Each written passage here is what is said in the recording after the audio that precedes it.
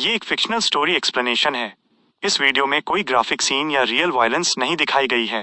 ये सिर्फ educational narration और कमेंट्री के लिए बनाया गया है। Welcome back Lord of the mysteries family. आज हम चैप्टर्स 1101 से 1110 तक का सफर तय करेंगे। यार सच कहूं तो इन वीडियोस के पीछे की मेहनत सिर्फ एक क्रिएटर ही समझ सकता है। अगर आपको मेरा काम और ये डेडिकेशन दिखता है तो सब्सक्राइब करके अपना सपोर्ट जरूर दिखाना। एक बहुत जरूरी बात आपसे शेयर करनी है।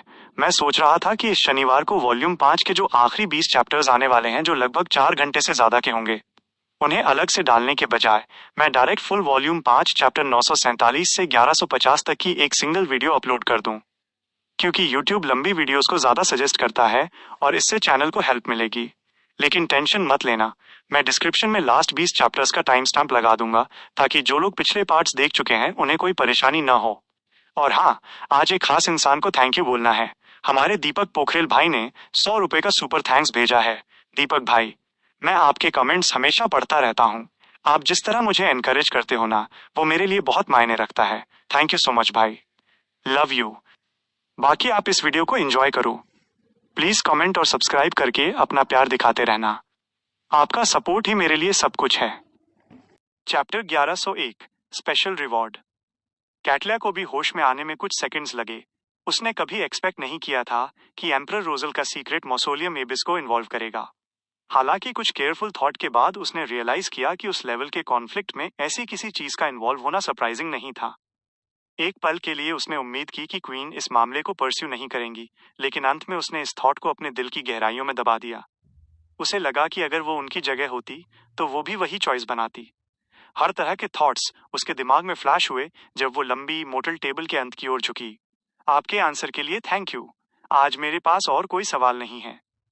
द फूल ने थोड़ा सिर हिलाया और एरिया का सर्वे किया। तुम शुरू कर सकती हो। जैसे ही उन्होंने बोलना खत्म किया, फोर्स, जो अब तक अपनी हिम्मत जुटा रही थी, ने ऐसे कहा जैसे उसने मौत की तरफ चार्ज करने का रेजोल्यूशन बना लिया हो। मिस्टर वर्ल्ड, मेरे पास आपके लिए एक कमीशन है। द वर्ल्ड गेरमन स्पैरो को उधर देखते हुए पाकर उसने जल्दी से एक्सप्लेन किया, आपको ज्यादा कुछ नहीं करना है। आप बस मुझे कभी कभी किसी अनफैमिलियर जगह छोड़ देना और आप मुझे कुछ दिनों बाद पिक कर सकते हैं। अगर आप सच में बिजी हैं तो आप मुझे रिकॉर्ड करने के लिए एक पर्टिकुलर पॉइंट इन टाइम पर कई बार ट्रैवलिंग प्रेजेंट कर सकते हैं।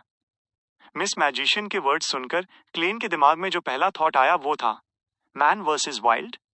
मेरे पास बहुत सी सूटेबल जगहें हैं, जैसे सोनिया सी के ईस्टमोस्ट फ्रंट पर गॉड्स का बैटलफील्ड, स्पिरिट वर्ल्ड में कॉल्डरॉन सिटी, ग्रॉसल्स ट्रैवल्स में city of miracles live seed. Way wildness से 10 गुना, 100 गुना या 1000 गुना भी ज्यादा डेंजरस हैं। मुझे बस डर है कि मिस मैजिशियन डेंजर को हैंडल नहीं कर पाएंगी।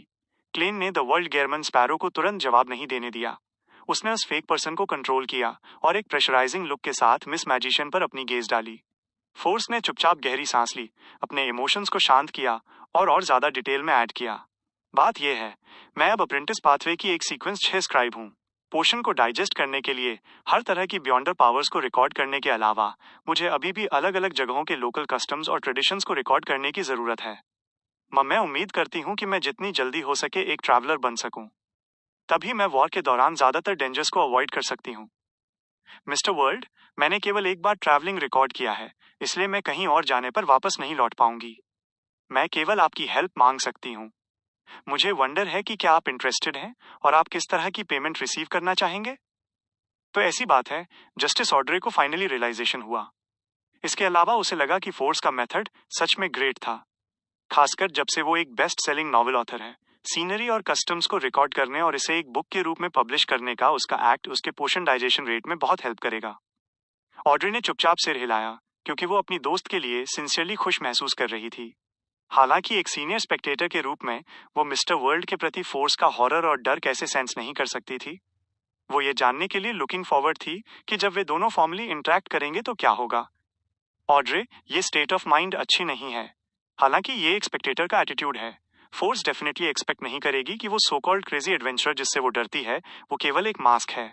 उसके नीचे एक जेंटल और काइंड हार्ट है। मुझे ड्रीम वॉकर पोशन को डाइजेस्ट करने के लिए भी कड़ी मेहनत करनी होगी।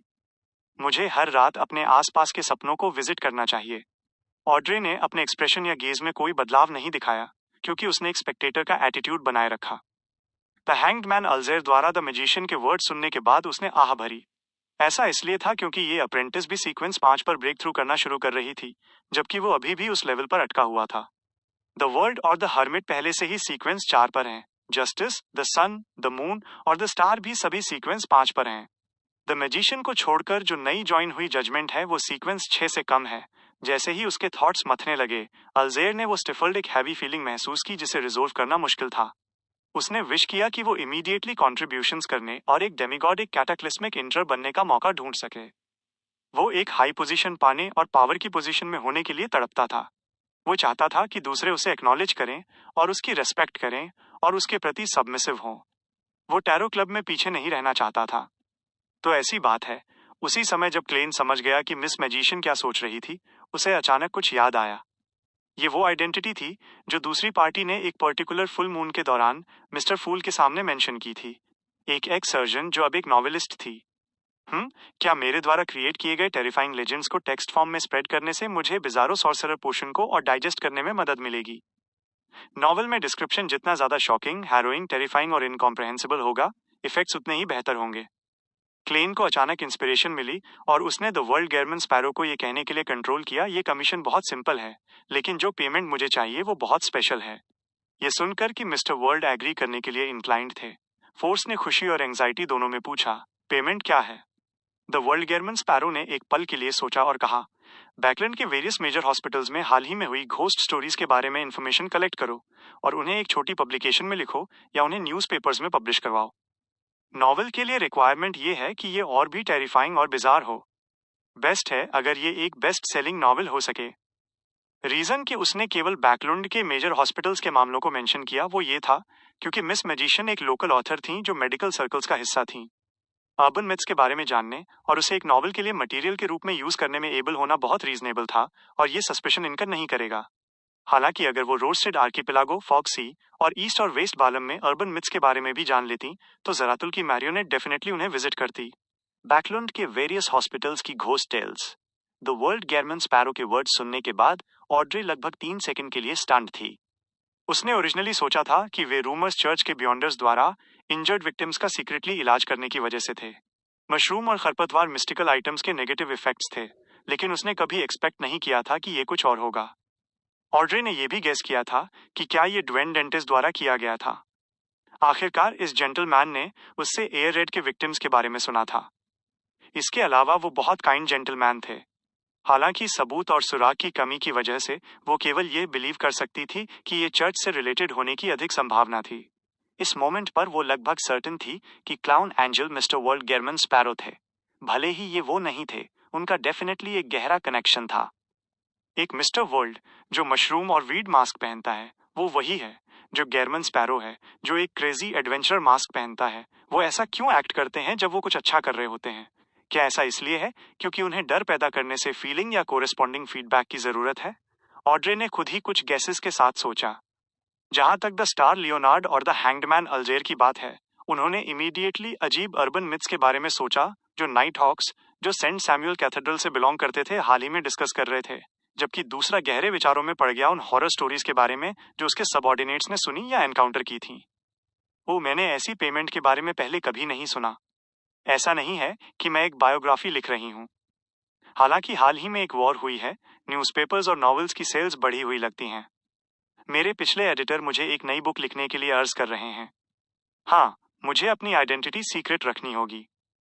मुझे अपने एडिटर को मेरा पेन नेम बदलने के लिए कन्विंस करना होगा। एक्सक्यूज ये है कि अलग अलग स्टाइल्स की नॉवेल्स को अलग अलग पेन नेम्स यूज करने चाहिए। फोर्स ने इसके बारे में ज्यादा नहीं सोचा।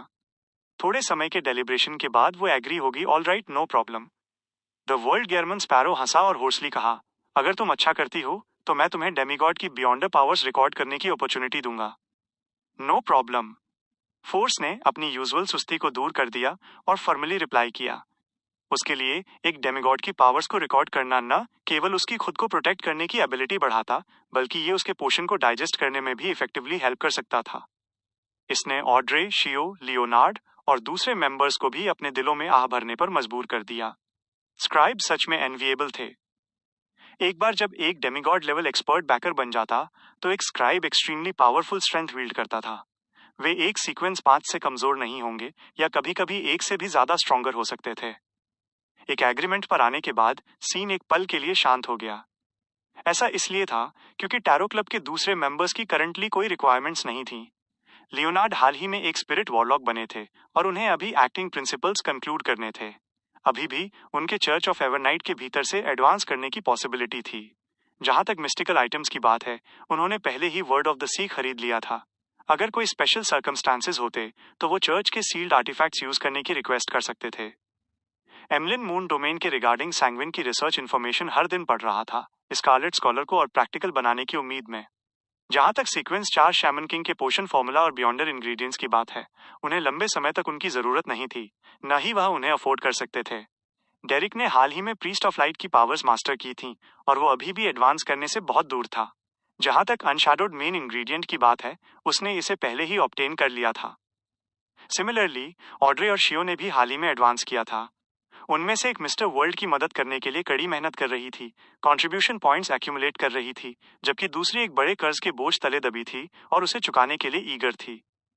अल्जेर church of the lord of storms में था, इसलिए उसे एक सीक्रेट रखना था। वो करंटली एक ऑकवर्ड पोजीशन में था, जिसके लिए उसे एडवांस करने का मौका ढूंढना था। इसके अलावा उसने पहले ही द वर्ल्ड से कैटाक्लिस्मिक इंटर का पोशन फॉर्मूला ऑब्टेन कर लिया था। कैटलिया बस एक डेमीगॉड बनी थी। वो करंटली हर तरह के सीक्रेट्स और हर तरह की मिस्टिसिज्म नॉलेज पर रिसर्च में डीप थी। वो प्लेजेंटली सरप्राइज थी कि हाल ही में एडवांस करने के बावजूद सिर्फ पास्ट की नॉलेज और सीक्रेट्स को रिकॉल करने से जो वो जानती थी, उन्हें पोशन का काफी हिस्सा सीधे डाइजेस्ट करने की अनुमति मिल गई थी।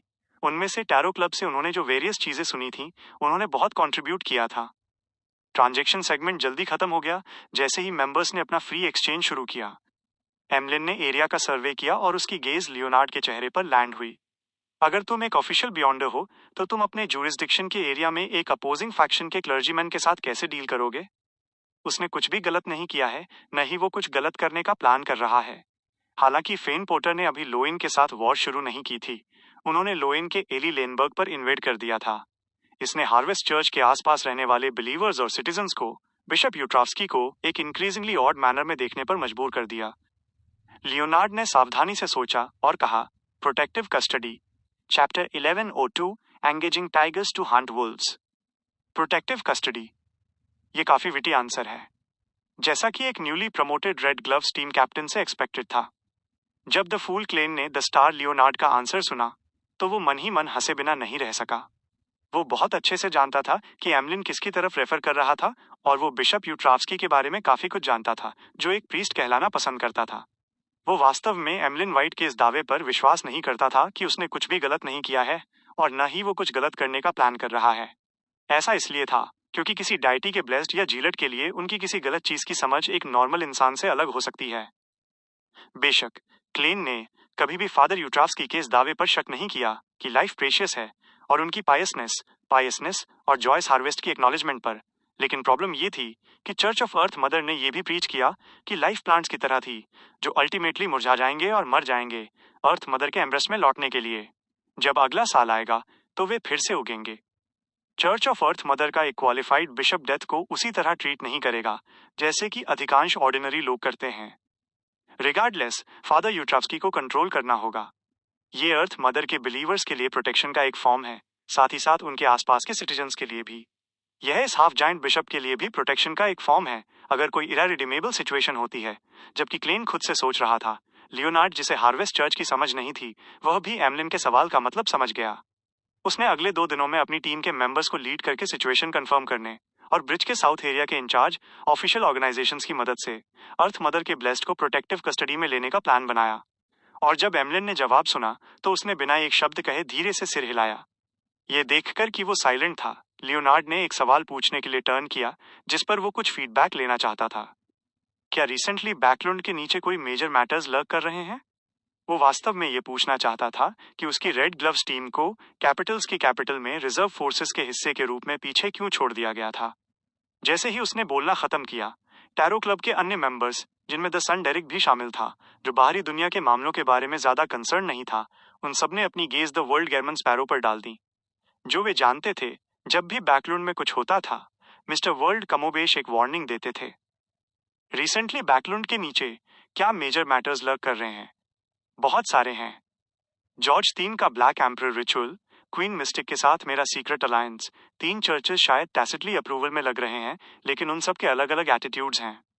जैसे ही क्लेन के थॉट्स दौड़े, वो अचानक समझ गया कि लियोनार्ड क्या पूछना चाहता था। आफ्टर ऑल, वे कभी कभी प्राइवेटली कम्युनिकेट करते थे। सही बात है।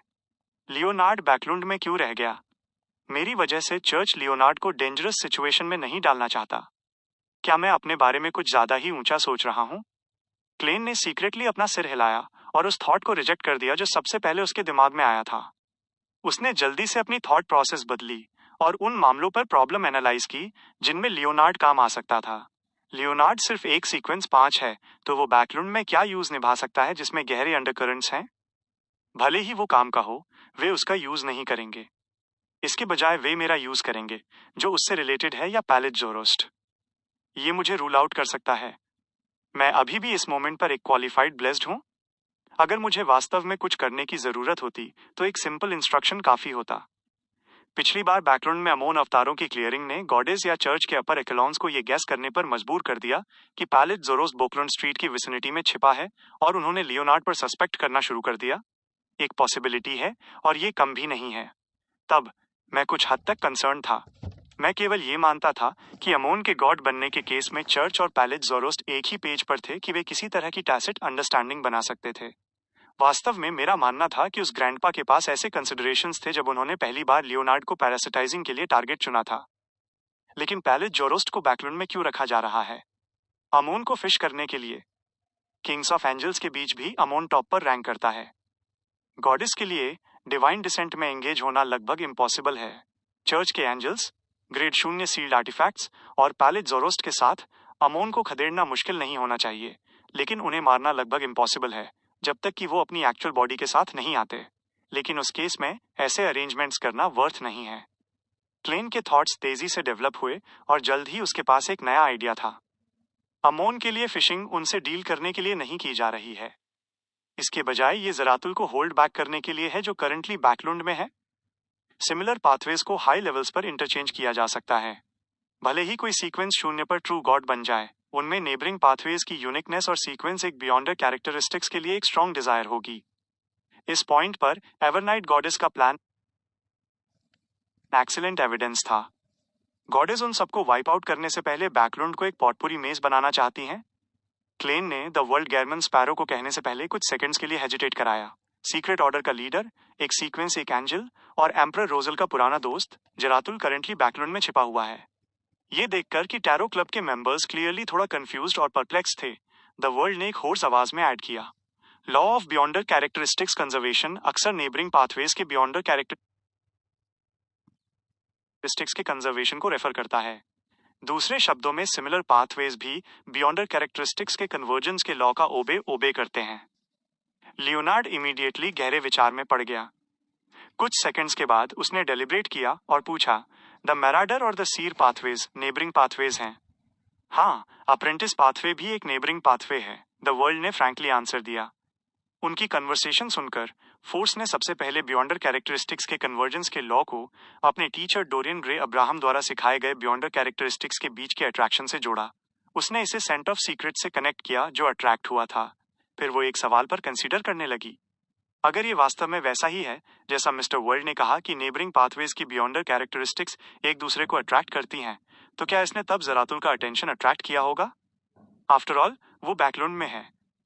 अचानक फोर्स ने उस रेवेन के बारे में सोचा जो बोटिस की पीठ को घूर रहा था।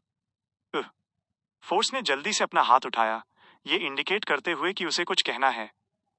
सभी मेंबर्स को अपनी ओर देखते हुए पाकर उसने जल्दी से कहा, मेरे टीचर अब्राहम फैमिली के मेंबर हैं। वो एक rather important sealed artefact wield करते हैं। चूंकि सेंटेंस का पहला भाग द स्टार के अलावा अन्य मेंबर्स को पता था, फोर्स का कुछ भी छिपाने का कोई इंटेंशन नहीं था। सेंटेंस के दूसरे भाग के लिए उसने कुछ मॉडिफिकेशंस किए थे। फ्रेज को रैदर इंपॉर्टेंट में बदलना बहुत इंपॉर्टेंट था। ये देखकर कि कोई भी कोई सवाल नहीं उठा रहा था, फोर्स ने कंटिन्यू किया, इस वजह से वो ओकेजनली अप्रेंटिस पाथवे के हाई सीक्वेंस बियॉन्डर्स का एनकाउंटर करते हैं। प्रीवियसली जब वो बैकलुंड आए थे तो अरोरा ऑर्डर के सेंट ऑफ सीक्रेट्स बॉटिस पास में अपीयर हुए थे। मेरे लिए, मैंने नोटिस किया कि एक रेवन उस डायरेक्शन में देख रहा था जहां बोटिस जा रहे थे। एक रेवन? फॉगी टाउन की डिटेल्स क्लेन के दिमाग में सरफेस हुई। पिच ब्लैक कैथेड्रल के टॉप पर रेवन चारों ओर उड़ रहे थे, जैसे कि वे एक मेमोरियल या ग्रीफ होल्ड कर रहे हों। जहां तक जरातुल के अवतार की बात है, वो कैथेड्रल के अंदर छिपा था। जरातुल रेवेंस को मैरियोनेट्स के रूप में यूज करने का आदी है। क्या ये बिजारो सॉर्सरर के रूप में उसके फेज के दौरान पीछे छोड़ा गया एक मार्क है? थॉट में रहते हुए क्लेन ने द वर्ल्ड को बुलवाया। वो बहुत अच्छे से जरातुल हो सकता है। मैं वास्तव में एक सीक्वेंस एक एंजल से मिली। फोर्स को फियर और हॉरर का सेंस फील हुआ। उसने फिर रिकॉल किया कि कैसे उसने और शियो ने एडम पे डिस्कस किया था और इस तरह पॉसिबली टारगेट बन गई थी।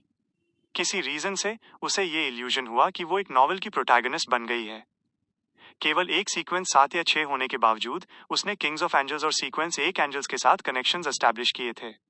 ये माइंड में रखते हुए फोर्स ने जल्दी से अपना सिर मिस जस्टिस की ओर घुमाया और कहा, क्या आप मुझे बाद में कुछ मामलों को भूलने के लिए हिप्नोटाइज कर सकती हैं? मुझे डर है कि मैं एक्सीडेंटली कुछ रिकॉल कर सकती हूँ और अटेंशन अट्रैक्ट कर सकती हूँ। No problem. जैसे ही ऑड्रे ने आंसर दिया, उसने शियो की ओर देखा और उसकी ओर सिर हिलाया। जहां तक द स्टार लियोनार्ड की बात है, उसके पास भी कुछ आइडियाज थे। उसने वापस लौटने पर ओल्ड मैन के साथ इस पर डिस्कस करने का प्लान बनाया ताकि उनकी ओपिनियन सुन सके। क्लेन ने बैकग्राउंड के नीचे छिपे मेजर मैटर्स के बारे में बात करना कंटिन्यू नहीं रखा। ऐसा इसलिए था क्योंकि वे टैरो क्लब के अन्य मेंबर्स के लिए बहुत हाई एंड थे। न केवल वे इसमें डायरेक्टली पार्टिसिपेट करने में अनेबल थे, बल्कि उनकी पूरी समझ होने से भी उन पर डिजास्टर आ सकता था। इस एस्पेक्ट में क्लेन का आइडिया ये था कि वो कुछ सेगमेंट्स में टैरो क्लब के मेंबर्स की हेल्प ले सकता है, लेकिन ये एक बाउंटी हंटर को कुछ करने के लिए कमीशन देने जैसा था, बिना उन्हें मामले में बहुत अधिक इन्वॉल्व किए और कमीशन के रीजन का पता लगाए। ये उनके लिए प्रोटेक्शन का एक फॉर्म था। इस मोमेंट पर अल्जेर ने चारों ओर देखा और कहा, मेरी ऑब्जर्वेशंस के अकॉर्डिंग चर्च ऑफ स्टॉर्म्स इस वॉर को लेकर ज्यादा एंथोसियास्टिक नहीं है। वे ज्यादा एंथोसियास्टिक नहीं है? ये लॉर्ड ऑफ स्टॉर्म्स के चर्च की इमेज से मैच नहीं करता। हालांकि उनकी टीचिंग्स कॉम्बैट का एडवोकेट नहीं करती और वॉर को प्रमोट नहीं करती। वे डेफिनेटली अपने एनिमीज को स्टॉर्म की तरह ट्रीट करने और जो भी एंगर है उसे स्पॉट पर वेंट करने की नीड पर जोर देते हैं। जब क्लेन ने ये सुना तो उसे थोड़ा सरप्राइज फील हुआ। उसने फिर डाइटीज की अपनी अंडरस्टैंडिंग को कंबाइन किया और अपना प्रिलिमिनरी एनालिसिस शुरू किया। मेरी प्रीवियस स्पेकुलेशंस के अकॉर्डिंग स्टॉर्म, सन, रीडर, स्पेक्टेटर और शेफर्ड हाई लेवल्स पर पाथ स्विच कर सकते हैं। उनके बीच एक इमेंस कॉन्फ्लिक्ट होना चाहिए। जहां तक लॉर्ड ऑफ स्टॉर्म्स की बात है, वो हाईली लाइकली है कि यस्टरईयर के विंड एंजल हैं। उन्होंने एडम के पिता ancient sun god, city of silver creator को खाया था। भले ही उन्होंने जॉर्ज 3 को ब्लैक एम्परर बनने के लिए टैसिटली अलाउ किया हो, लेकिन उनके लिए पीछे बैठकर एडम को डिविनिटी तक असेंड करने के लिए टाइम्स के फ्लड का यूज करते हुए देखना इम्पॉसिबल है। इसलिए church of the lord of storms war के स्कोप को इंक्रीज होने और इसे वर्ल्ड वॉर में टर्न होने की अनुमति देने के लिए अनविलिंग है। इसलिए वो अपने इम्पल्स को कंट्रोल करने के लिए हार्ड ट्राई कर रहे हैं। ये उन पर वास्तव में हार्ड होगा। ये एक्सप्लेन कर सकता है कि लोएन और इंटिस अपनी स्ट्रेन साइलेंस क्यों मेंटेन रखेंगे जब फेन पोर्टर ने लेनबर्ग, मसिन और सेगर पर इन्वेड किया। Church of the eternal blazing sun और church of the lord of storms probably एक डिफिकल्ट पोजीशन में है। वे अपना माइंड बनाने में अनेबल हैं। एक तरफ डाइटीज के लेवल पर ऐसा नहीं है कि चर्च ऑफ नॉलेज से डील करने के लिए अपने अलायंस को अबैंडन करने की कोई पॉसिबिलिटी नहीं है। दूसरी ओर नेशनल लेवल पर बैटल स्ट्रैटेजीज भी उन्हें उन देशों को प्रोटेक्ट करने के लिए प्रॉम्प्ट करती हैं। किसी देश के सिटीजन्स द्वारा बिल्टअप परसेप्शंस को फोर्सफुली तोड़ना एक ऐसा एक्ट होगा जो एंकर्स को अनस्टेबल कर देगा। साथ ही एक बार जब वे बैटल में पार्टिसिपेट करते हैं तो वे एडम को सीक्वेंस 0 पर उनकी एडवांसमेंट की कंडीशंस को फुलफिल करने में हेल्प करेंगे। क्लेन ने डेलिबरेटली द वर्ल्ड को द हैंग्ड मैन की इंटेलिजेंस का रिप्लाई देने से पहले एक मोमेंट के लिए साइलेंट कराया। एट प्रेजेंट ये इनएविटेबल है। Chapter 1103 hint. क्लेन को वास्तव में याद नहीं था कि क्या उसने द हैंग्ड मैन और दूसरों को बताया था कि सेलर, स्पेक्टेटर, सन, रीडर और सीक्रेट्स सप्लिएंट पाथवेज इंटरचेंजेबल थे जब तक कि वो उसे रिकॉल करने के लिए ड्रीम डिविनेशन का यूज नहीं करता। हालांकि चूंकि द हैंग्ड मैन ने church of the lord of storms के प्रति अपने डाउट्स एक्सप्रेस किए थे, इसका मतलब था कि उसने दोनों पाथवेज की इंटरचेंजेबिलिटी के बारे में नहीं सोचा था। रिगार्डलेस इसके कि वो इसे जानता था या नहीं, या अगर उसे अभी तक दोनों मैटर्स को एक साथ कनेक्ट करना बाकी था, क्लेन का मानना था कि उसे चीजों को क्लियरली एक्सप्लेन करने की जरूरत है। इसने टैरो क्लब के मेंबर्स को वेरियस मेजर फैक्शंस के ट्रू स्टैंसेस को समझने की अनुमति दी। इस प्रकार उन्हें कई डेंजर्स से बचने दिया। द हैंग्ड मैन, अल्जेर और दूसरों द्वारा अपनी निगाहें उस पर डालने के बाद उसने द वर्ल्ड गेरमन स्पैरो को कंट्रोल किया और उसे एक लो, अनसर्टेन टोन में कहलवाया, the storm, sun, spectator, reader और secret suppliant pathways neighbouring pathways हैं। Likewise Evernight god of combat और डेथ के लिए, और नेबरिंग पाथवेज अक्सर दुश्मन बन जाते हैं। ऑफ कोर्स ये एब्सोल्यूट नहीं है, कम से कम 7 डाइटीज ने एक अलायंस एस्टैब्लिश किया है। द वर्ल्ड का रिप्लाई सुनने पर अल्जेर ने सबसे पहले एडम को गॉड बनने के लिए टाइम्स के फ्लड के लिए पुश करते हुए रिकॉल किया। उसके बाद उसके दिमाग में विचार कौंधे जैसे ही उसने church of the lord of storms के करंट एटीट्यूड की एक सर्टेन लेवल की अंडरस्टैंडिंग गेन की। इसने उसे सुपीरियरिटी और जॉय का एक रादर स्पेशल सेंस महसूस कराया। ये ऐसा था जैसे उसने मैटर का एसेंस देख लिया हो। Church of the lord of storms में अधिकांश बियॉन्डर्स के लेवल को एक्सीड करते हुए केवल मिस्टर फूल के लेवल पर एक एग्जिस्टेंस ही इन सीक्रेट्स को समझ सकता है और कोरिस्पॉन्डिंग गेम में पार्टिसिपेट कर सकता है। अल्जेर ने जल्दी से अपनी थॉट की ट्रेन पाई और इनवर्डली आह भरी। वो एक डेमीगॉड बनने के लिए इंक्रीजिंगली ईगर था। उसका मानना था कि ये वॉर उसके लिए बहुत सारे अपॉर्चुनिटीज लाएगी, लेकिन उसे नहीं पता था कि क्या वो उन्हें सीज कर पाएगा। टैरो क्लब के मेंबर्स साइलेंट थे। जैसे ही उनके थॉट्स उनके दिमाग में दौड़े, द फूल क्लेन ने एक इनएक्सप्लिकेबल आह भरी। ऐसा इसलिए था क्योंकि उसके पास इस वॉर को रोकने का कोई तरीका नहीं था।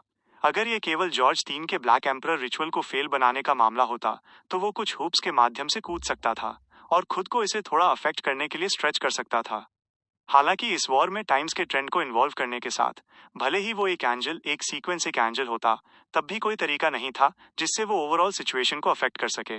फोर्सिबली इसे रोकने की कोशिश करना केवल उसे हिस्ट्री के रोलिंग व्हील्स के नीचे कुचल देगा। एडम के अलावा जिसने इस तरह के प्लॉट को प्ले आउट करने की व्यवस्था करने में 1 से 2000 साल बिताए हैं, बाकी के यहाँ तक कि किंग्स ऑफ एंजल्स भी केवल सर्टेन सिचुएशंस को बदल सकते हैं, लेकिन ओवरऑल ट्रेंड को नहीं। केवल सीक्वेंस 0 पर एक ट्रू डाइटी ही वास्तव में इस गेम में पार्टिसिपेट कर सकता है। कोई आश्चर्य नहीं कि एम्परर ने कहा कि केवल गॉड बनकर ही वो उन लोगों की रक्षा कर सकता है जिन्हें वो प्रोटेक्ट करना चाहता है। मैं अभी जो कर सकता हूँ वो है रोस्टेड आर्कीपेलागो में रेजिस्टेंस के लिए तैयारियां करना। मुझे उम्मीद है कि उनके पास कॉलोनीज होने से लिबरेट होने का अपॉर्चुनिटी होगा। क्लेन ने अपने थॉट्स को रेन इन किया और अपनी गेज को स्माइलिंग लुक बनाए रखने दिया। वो वॉर के बारे में हर चीज का ब्लाइंडली अपोज्ड नहीं था। पिछली लाइफ में उसे मिली एजुकेशन और जो उसने समुद्र में और ईस्ट और वेस्ट बालम में देखा था, उसने उसे कॉलोनियल रूल को उखाड़ फेंकने के प्रति सपोर्टिव एटीट्यूड रखने वाला बना दिया था। सरल शब्दों में, जिसे वो पसंद नहीं करता था और जिससे नफरत करता था, वो एक अनजस्ट वॉर थी। मिस्टर फूल की गेज सेंस करते हुए द हर्मिट कैटलिया ने अपने क्योटिक थॉट्स को कंट्रोल किया और फिर कहा, सेकेंडली, वो सीक्रेट मौसोलियम कहाँ है जिसे एम्परर रोजल ने अभी तक डिस्कवर नहीं किया है? सीक्रेट मौसोलियम अभी डिस्कवर किया जाना बाकी है।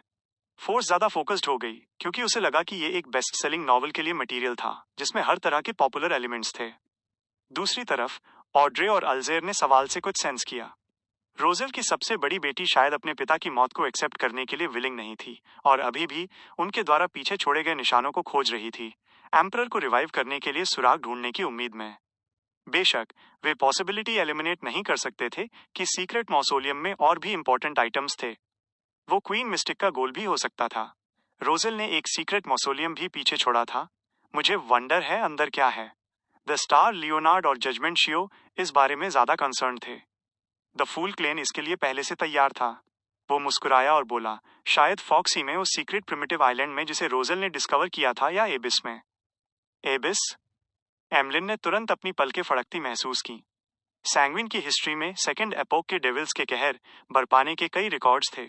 यहाँ तक कि जब उसने उन मटेरियल्स को घटना के हजारों साल बाद पढ़ा, तब भी उसे लगा कि वो इम्पैचुअस हो गया है और केओस में उलझ गया है। द सन डेरिक को भी उसके जैसी ही फीलिंग थी, लेकिन उसने इसके बारे में ज्यादा नहीं सोचा। सर्टेन डॉक्यूमेंट्स पढ़ते समय उसकी मेंटल स्टेट ओवर एक्सर्ट हो जाती थी और उसकी मेंटल स्टेट अनजाने में अफेक्ट हो जाती थी। ये सिटी ऑफ सिल्वर में हर किसी को पता कॉमन नॉलेज थी, इसलिए उसे पहले जनरल एजुकेशन रिसीव करनी पड़ी और टीचर का अकाउंट सुनना पड़ा। एबिस? ऑड्रे, शियो और कंपनी ने सबकॉन्शियसली अपने दिलों में उस शब्द को रिपीट किया। उनकी डेली लाइफ में एबिस एक एब्स्ट्रैक्ट एक्सप्रेशन था। ये डेंजर, पेन, डेकेडेंस और करप्शन का सिनोनिम था।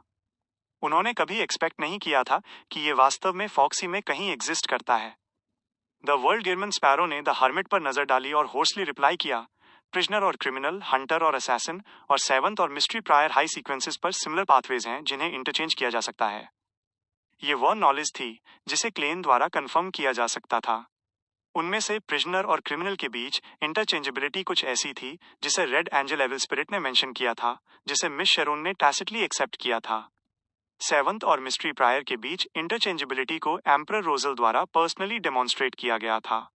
हंटर और असैसिन के लिए ये वो इन्फॉर्मेशन थी जो उसने समय के साथ एक्यूमुलेट की थी, जिसे अंततः कंफर्म किया जा सकता था। मॉन्स्टर के बारे में क्या? केवल ये बचा है, फोर्स जो सुन रही थी पूछने से नहीं रह सकी। द वर्ल्ड को साइलेंट रहते देख कैटला ने कुछ कहने से पहले एक मोमेंट के लिए सोचा। इसे किसी अन्य बियॉन्डर पाथवे के नेबर के रूप में कैटेगराइज करना मुश्किल है। फेट की तरह ये केवल ऑब्जेक्टिवली अकेले एग्जिस्ट कर सकता है। मैं उस बारे में श्योर हो सकती हूँ। मैं केवल इतना कह सकती हूँ कि हमारी दुनिया की सुपरनैचुरल पावर्स में सबसे फंडामेंटल ऑर्डर केओस और डिसहार्मनी हो सकता है। रीजन की कैटला सर्टेन थी कि मॉन्स्टर पाथवे के पास अन्य पाथवेज के साथ इंटरचेंज किए जाने के मीन्स नहीं थे। वो ये था कि उसके एडवांसमेंट रिचुअल के लिए उसे स्नेक ऑफ फेट के ब्लड को एनालाइज करने की आवश्यकता थी। आई सी। ऑड्रे इस डिसहार्मोनियस सिचुएशन के साथ थोड़ी अनकंफर्टेबल थी, लेकिन उसने जल्दी से अपनी स्टेट ऑफ माइंड एडजस्ट की। एक्सचेंज लगभग कंप्लीट होने के बाद टैरो क्लब के सभी मेंबर्स ने द सन डेरिक को देखा। उस यूथ ने बिना किसी हेजिटेशन के कहा, हम पहले ही सेट ऑफ हो चुके हैं। हम वर्तमान में आफ्टरनून टाउन से एक दिन से भी कम की दूरी पर हैं। जब हम पहुंचेंगे तो हम जाइंट किंग्स कोर्ट को एक्सप्लोर करना शुरू करने से पहले 1 या 2 दिन आराम करेंगे। द सन के शब्दों ने अल्जेर, कैटलिया और कंपनी को अचानक ऐसा महसूस कराया जैसे कि मिथक हकीकत में प्रवेश कर रहे थे। गॉड्स के बैटलफील्ड के रूइंस जैसी जगहों की तुलना में जाइंट किंग्स कोर्ट एक सिंबॉलिक एंटिटी थी जो विभिन्न किंवदंतियों और विभिन्न गुप्त दस्तावेजों में दिखाई देती थी। ये क्या सीक्रेट छिपा रहा था? इसमें क्या दफन था? इसका उत्तर रिवील होने वाला था। भले ही उन्होंने द वर्ल्ड गेरमन स्पैरो का सिटी ऑफ मिरेकल्स लिवसीड में पीछा किया था, जो जाइंट किंग्स कोर्ट के बराबर था, द स्टार लियोनार्ड और जस्टिस ऑड्रे भी गुप्त रूप से उत्साहित थे और अधिक सुनने के लिए उत्सुक थे। आखिरकार वो शहर जिसे ड्रैगन किंग ने अस्तित्व में इमेजिन किया था, ग्रॉसल्स ट्रेवल्स में ट्रांसफर होने की प्रक्रिया में बहुत कुछ खो गया था। मूल्य का कोई निशान नहीं था। इमारत के अलावा केवल हॉल ही था जो प्राचीन मिथकों की असाधारणता को व्यक्त करता था। इसके अलावा जो और भी महत्वपूर्ण था वो ये था कि डेरिक ने उल्लेख किया था कि kings of angels giant kings court में एक सीक्रेट प्लॉट पर आए थे। जहां तक द फूल क्लेन की बात है, वो कुछ और सोच रहा था। क्या मुझे लिटिल सन को एक्सप्लोरेशन से पहले द फूल से प्रार्थना करने के लिए कहना चाहिए? फिर मैं क्रिम्सन स्टार और सी गॉड सेप्टर का उपयोग करके अपनी दृष्टि को एक निश्चित दूरी तक बढ़ाऊंगा ताकि मैं लाइव प्रसारण देख सकूं। हाँ, उस मामले में अगर कोई दुर्घटना होती है तो मैं अभी भी कुछ मदद प्रदान कर सकता हूं। एकमात्र समस्या यह है कि अवलोकन के लिए प्रकाश के प्रार्थना बिंदुओं पर निर्भर रहने का यह तरीका बहुत लंबे समय तक नहीं चल सकता है। इसका मेरी अपनी आध्यात्मिकता से कोई लेना देना नहीं है। बस इतना है कि ये कनेक्शन समय के साथ फीका पड़ जाएगा और ज्यादा से ज्यादा 45 मिनट तक चलेगा। लिटिल सन को हर थोड़ी देर में प्रार्थना करने दें। यह इस आधार पर है कि ये उसकी लड़ाई को प्रभावित नहीं करता है या उसके आसपास के लोगों का ध्यान आकर्षित नहीं करता है। उस मामले में मेरी आध्यात्मिकता शायद 2 घंटे तक चल सकती है। ये मेरे सीक्वेंस 5 के समान स्तर पर नहीं है। ये पोषण के मेरे हालिया तेजी से डाइजेशन के कारण भी है। एक पल के लिए विचार करने के बाद क्लेन ने बात नहीं की।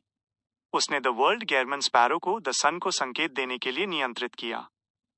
जाइंट किंग्स कोर्ट की खोज करने से पहले आप मिस्टर फूल से प्रार्थना कर सकते हैं और अच्छी किस्मत के लिए प्रार्थना कर सकते हैं। इस प्रक्रिया में आप कई बार प्रार्थना भी कर सकते हैं। मिस्टर वर्ल्ड वास्तव में एक अच्छे इंसान हैं। डेरिक के ईमानदारी से धन्यवाद देने के बाद उसने जल्दी से अपना शरीर लंबी धब्बेदार मेज के अंत की ओर घुमाया। फिर उसने मिस्टर फूल को देखा जो भूरे सफेद कोहरे से ढके हुए थे, थोड़ा सिर हिलाया। Chapter 1104 contradiction.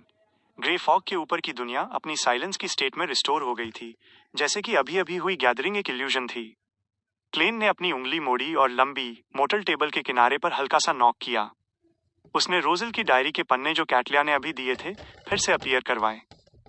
एक इंडिस्क्राइबल स्टिलनेस के बीच क्लेन ने पहले पन्ने के पहले पैराग्राफ पर एक सोलम एक्सप्रेशन के साथ अपनी गेज डाली।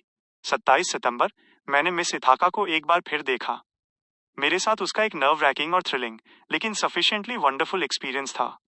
जैसा कि एक्सपेक्टेड था, मैं इस उम्र की औरतों को प्रेफर करता हूँ। मैं सिर्फ अपनी यूथ की यादें ताज़ा नहीं कर रहा, बल्कि मैंने इतने सालों बाद भी नहीं बदला। मैं वास्तव में डेडिकेटेड हूँ। मैं तुम्हारी डायरी इतनी सीरियसनेस के साथ पढ़ता हूँ और तुम मुझे ये दे रहे हो।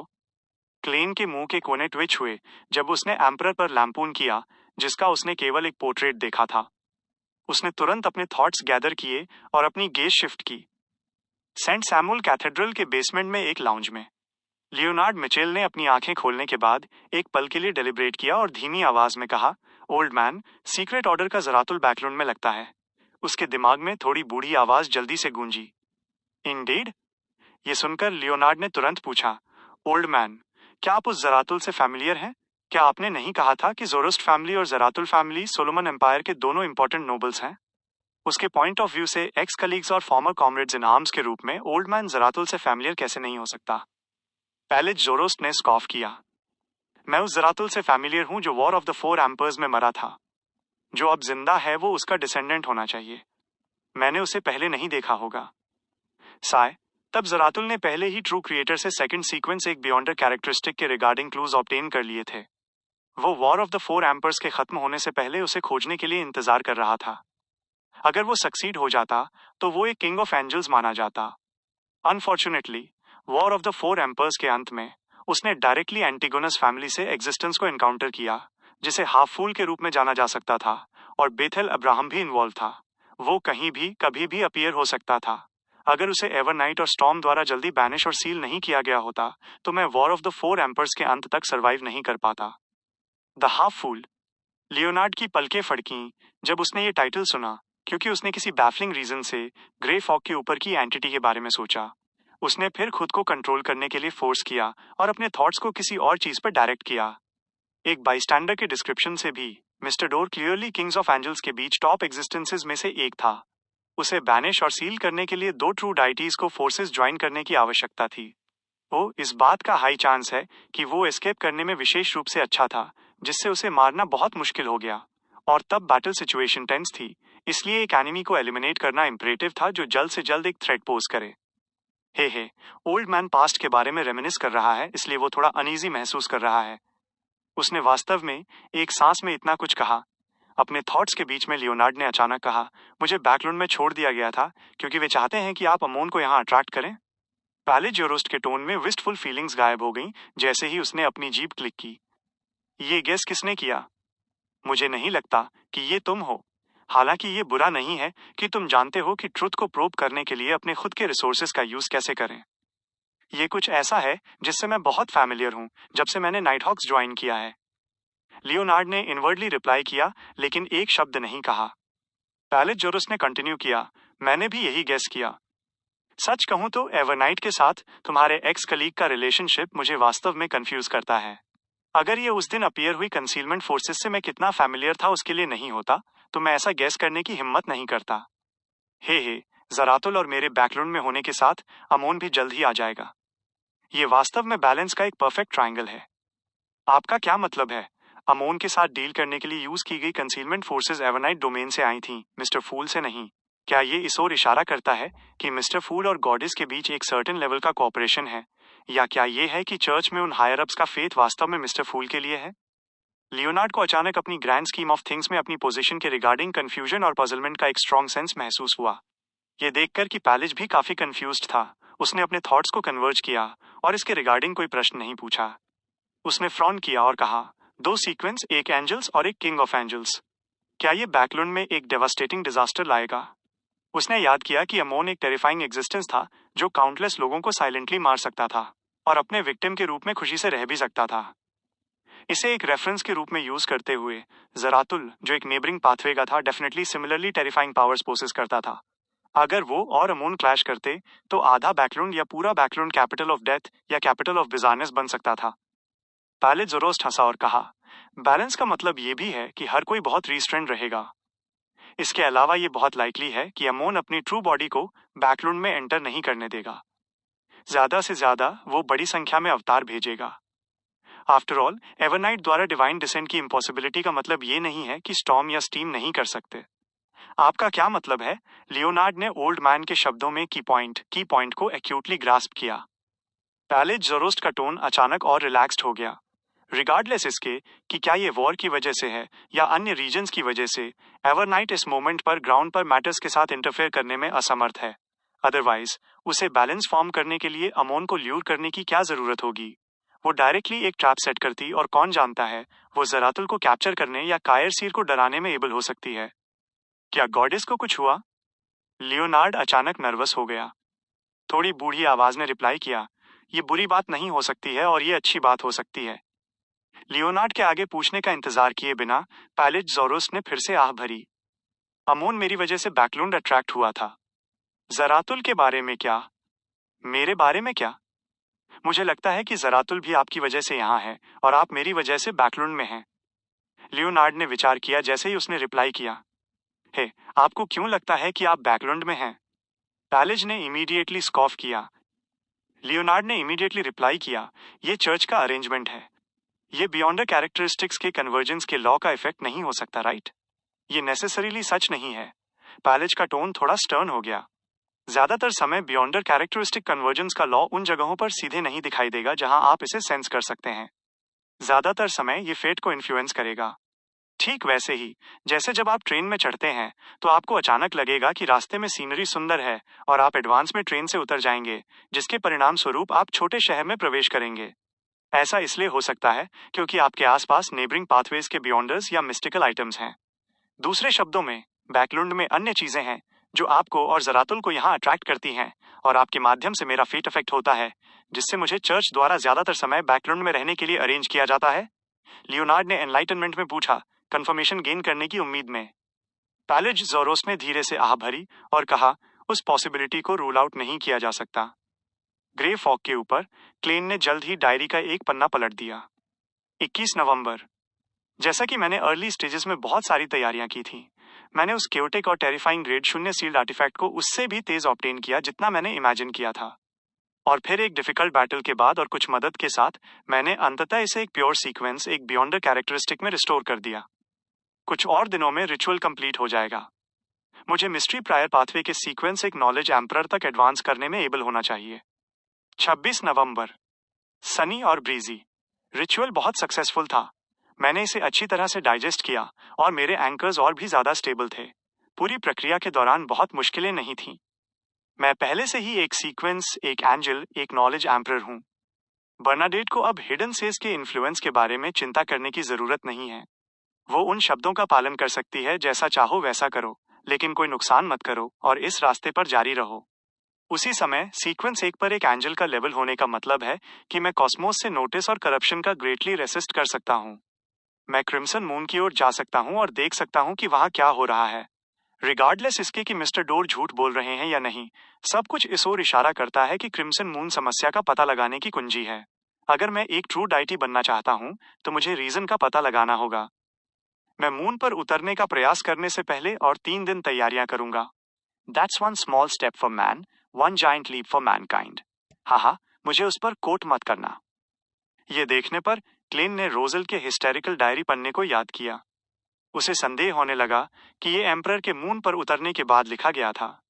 बाकी बचे बिना पढ़े डायरी के पन्नों को नीचे रखकर क्लेन ने पिछले साल पढ़े गए कंटेंट को याद करने के लिए ड्रीम डिविनेशन का उपयोग करना शुरू कर दिया। वो रोजल की अबनॉर्मल मेंटल स्टेट का पता लगाने के लिए कंपैरिजन का उपयोग करना चाहता था। जल्द ही उसने अपने सपने में टेक्स्ट की कुछ पंक्तियां देखीं। ये आखिरी डायरी एंट्री थी जो थ्योरेटिकली रोजल द्वारा लिखी गई थी।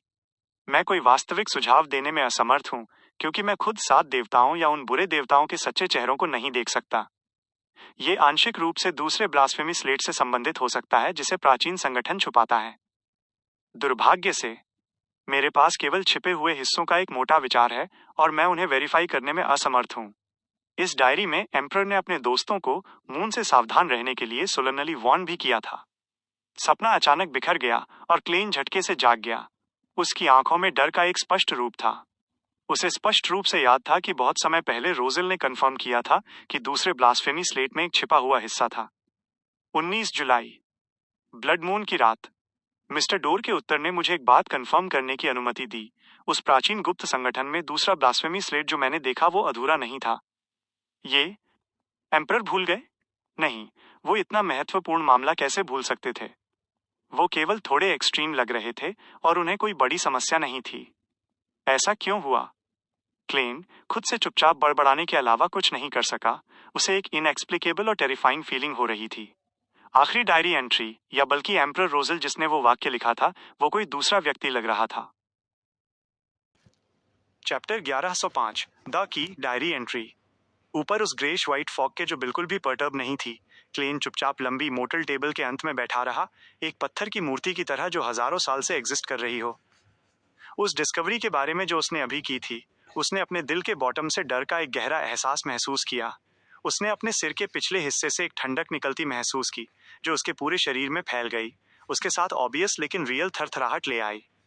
ये ऐसा था जैसे उसने एक फैमिलियर दोस्त को बहुत कम समय में एक अजनबी बनते देखा हो। उसके एक्शंस अबनॉर्मल थे, जैसे कि उसे किसी और ने रिप्लेस कर दिया हो। बेशक इस पहलू में एक साफ और ज्यादा डायरेक्ट एनालॉग थी। ये लियोनार्ड मिचेल होता जो विजिट करने और पैलेट जोरोस्ट के बारे में मैटर डिस्कस करने आता, जैसे ही एक मोनोकल अचानक बाहर निकाला जाता और फिर पहन लिया जाता। क्या ऐसा हो सकता है कि एम्परर क्रिम्सन मून पर चढ़ने के बाद अनजाने में करप्ट हो गए थे और उन्होंने इसे बिल्कुल भी नोटिस नहीं किया? वो आमतौर पर कोई अबनॉर्मैलिटी नहीं दिखाते थे, केवल अपनी डायरी के पन्नों के माध्यम से अपने अतीत के बारे में याद दिलाते हुए, अपनी आंतरिक आवाज का विश्लेषण करते हुए और खुद से बात करते हुए ही उनके दिमाग में कुछ प्रेमोनिटेशन सरफेस होती थी। या क्या ये एडम द्वारा हिप्नोसिस का एक रूप था? लेकिन रोजल कम से कम एक सीक्वेंस एक थे। जब वो हुआ, क्लेन मदद नहीं कर सका, लेकिन खुद को इंस्पेक्ट करने के लिए अपना सिर नीचे झुका लिया। उसने इमेजिन किया कि कैसे उसका एक और वर्जन उसके शरीर में एग्जिस्ट करता था बिना उसे रियलाइज किए। वो श्योर नहीं था कि क्या इस एंटिटी को इंसान कहा जा सकता है। ये वास्तव में एक एक्सट्रीम सेंस ऑफ हॉरर है। क्लेन ने धीरे धीरे गहरी सांस ली और खुद को एम्परर रोजल की डायरी के पन्नों पर अपना ध्यान केंद्रित करने के लिए मजबूर किया। जल्द ही उसने पढ़ने लायक कुछ खोज लिया। 21 दिसंबर। मैंने एक बार फिर उस प्राचीन संगठन की गैदरिंग में भाग लिया। डिस्कशन के दौरान उस बूढ़े आदमी हर्मीस ने एक बार फिर कोस्मोस का उल्लेख किया। उन्होंने कहा कि कोस्मोस से आने वाला करप्शन स्वाभाविक रूप से समय के साथ फीका पड़ जाएगा। एरोड्स ने कहा कि ग्रे फॉग इसे एक ऐसी फीलिंग देता है जो एक अंडरग्राउंड ऑब्जेक्ट से मिलती जुलती है। ये उम्मीद करता है कि मैं अपनी दिव्यता के सिंहासन पर लौटने के बाद अंडरग्राउंड दुनिया का पता लगा सकूं। जहां तक लुका ब्रूस्टर की बात है, वो निश्चित है कि सीक्वेंस जितनी उच्च होगी, अंडरग्राउंड दुनिया उतना ही बड़ा खतरा लाएगी। क्लेन ने लंबी मोटल टेबल के किनारे को अपनी उंगलियों से टैप किया। वो अंडरग्राउंड क्या हो रहा था, इस बारे में इंक्रीजिंगली पजल्ड था। सौभाग्य से हर्मीस का विवरण, परित्यक्त महल की स्थिति और एवरनाइट गॉडेस का रवैया यह इंडिकेट करता था कि अंडरग्राउंड से आने वाला करप्शन स्वाभाविक रूप से डिसिपेट हो जाएगा। इसे अकेला छोड़ना ही सबसे अच्छा समाधान था। तो मैं अस्थायी रूप से अंडरग्राउंड दुनिया के बारे में अपनी चिंताओं को अलग रख दूंगा। हर्मीस के शब्द और सिटी ऑफ मिरेकल्स के गहरे ब्रॉन्ज दरवाजे एक दूसरे को कॉरोबोरेट करते हैं। ड्रैगन ऑफ इमेजिनेशन एंकेवेल्ट ने वास्तव में डर और आघात के साथ अंडरग्राउंड दुनिया की समस्या को हल करने की कोशिश की थी। इसके लुक से एपोकैलिप्स के आने की सबसे बड़ी संभावना शायद कॉस्मोस से है, और मेरा वर्तमान सीक्वेंस मुझे इसके बारे में जानने के लिए क्वालिफाई नहीं करता है। अपने विचारों के बीच क्लेन ने आह भरी जैसे ही उसने अपने हाथ में डायरी के पन्नों को पलटना जारी रखा। कुछ पन्ने पढ़ने के बाद उसकी आंखें अचानक चमक उठीं और पन्नों में से एक पर लॉक हो गईं। 31 दिसंबर। एक साल का अंत एक रेजोल्यूशन बनाने और एक नई कहानी शुरू करने के लिए सबसे उपयुक्त समय है। मैंने पहले ही सोच लिया है कि 8 गुप्त मकबरे, मौजोलियम्स कहाँ बनाए जाने चाहिए। मैं बस आखिरी वाले के बारे में क्लूलेस हूँ। ये पिछले 8 की तुलना में अधिक कोवर्ट होना चाहिए, वरना ये अर्थहीन होगा। लंबे विचार के बाद मैंने एक जगह के बारे में सोचा, वो नामहीन द्वीप जहां ग्रिम को दफनाया गया था। सौभाग्य से कॉस्मोस से शक्ति केवल इसका एक छोटा सा हिस्सा वास्तविक दुनिया में प्रोजेक्ट कर सकती थी। मैंने अंततः समस्या को हल किया और उस नामहीन द्वीप को अपना गुप्त आधार बना लिया। अब इसका उपयोग करने का समय आ गया है।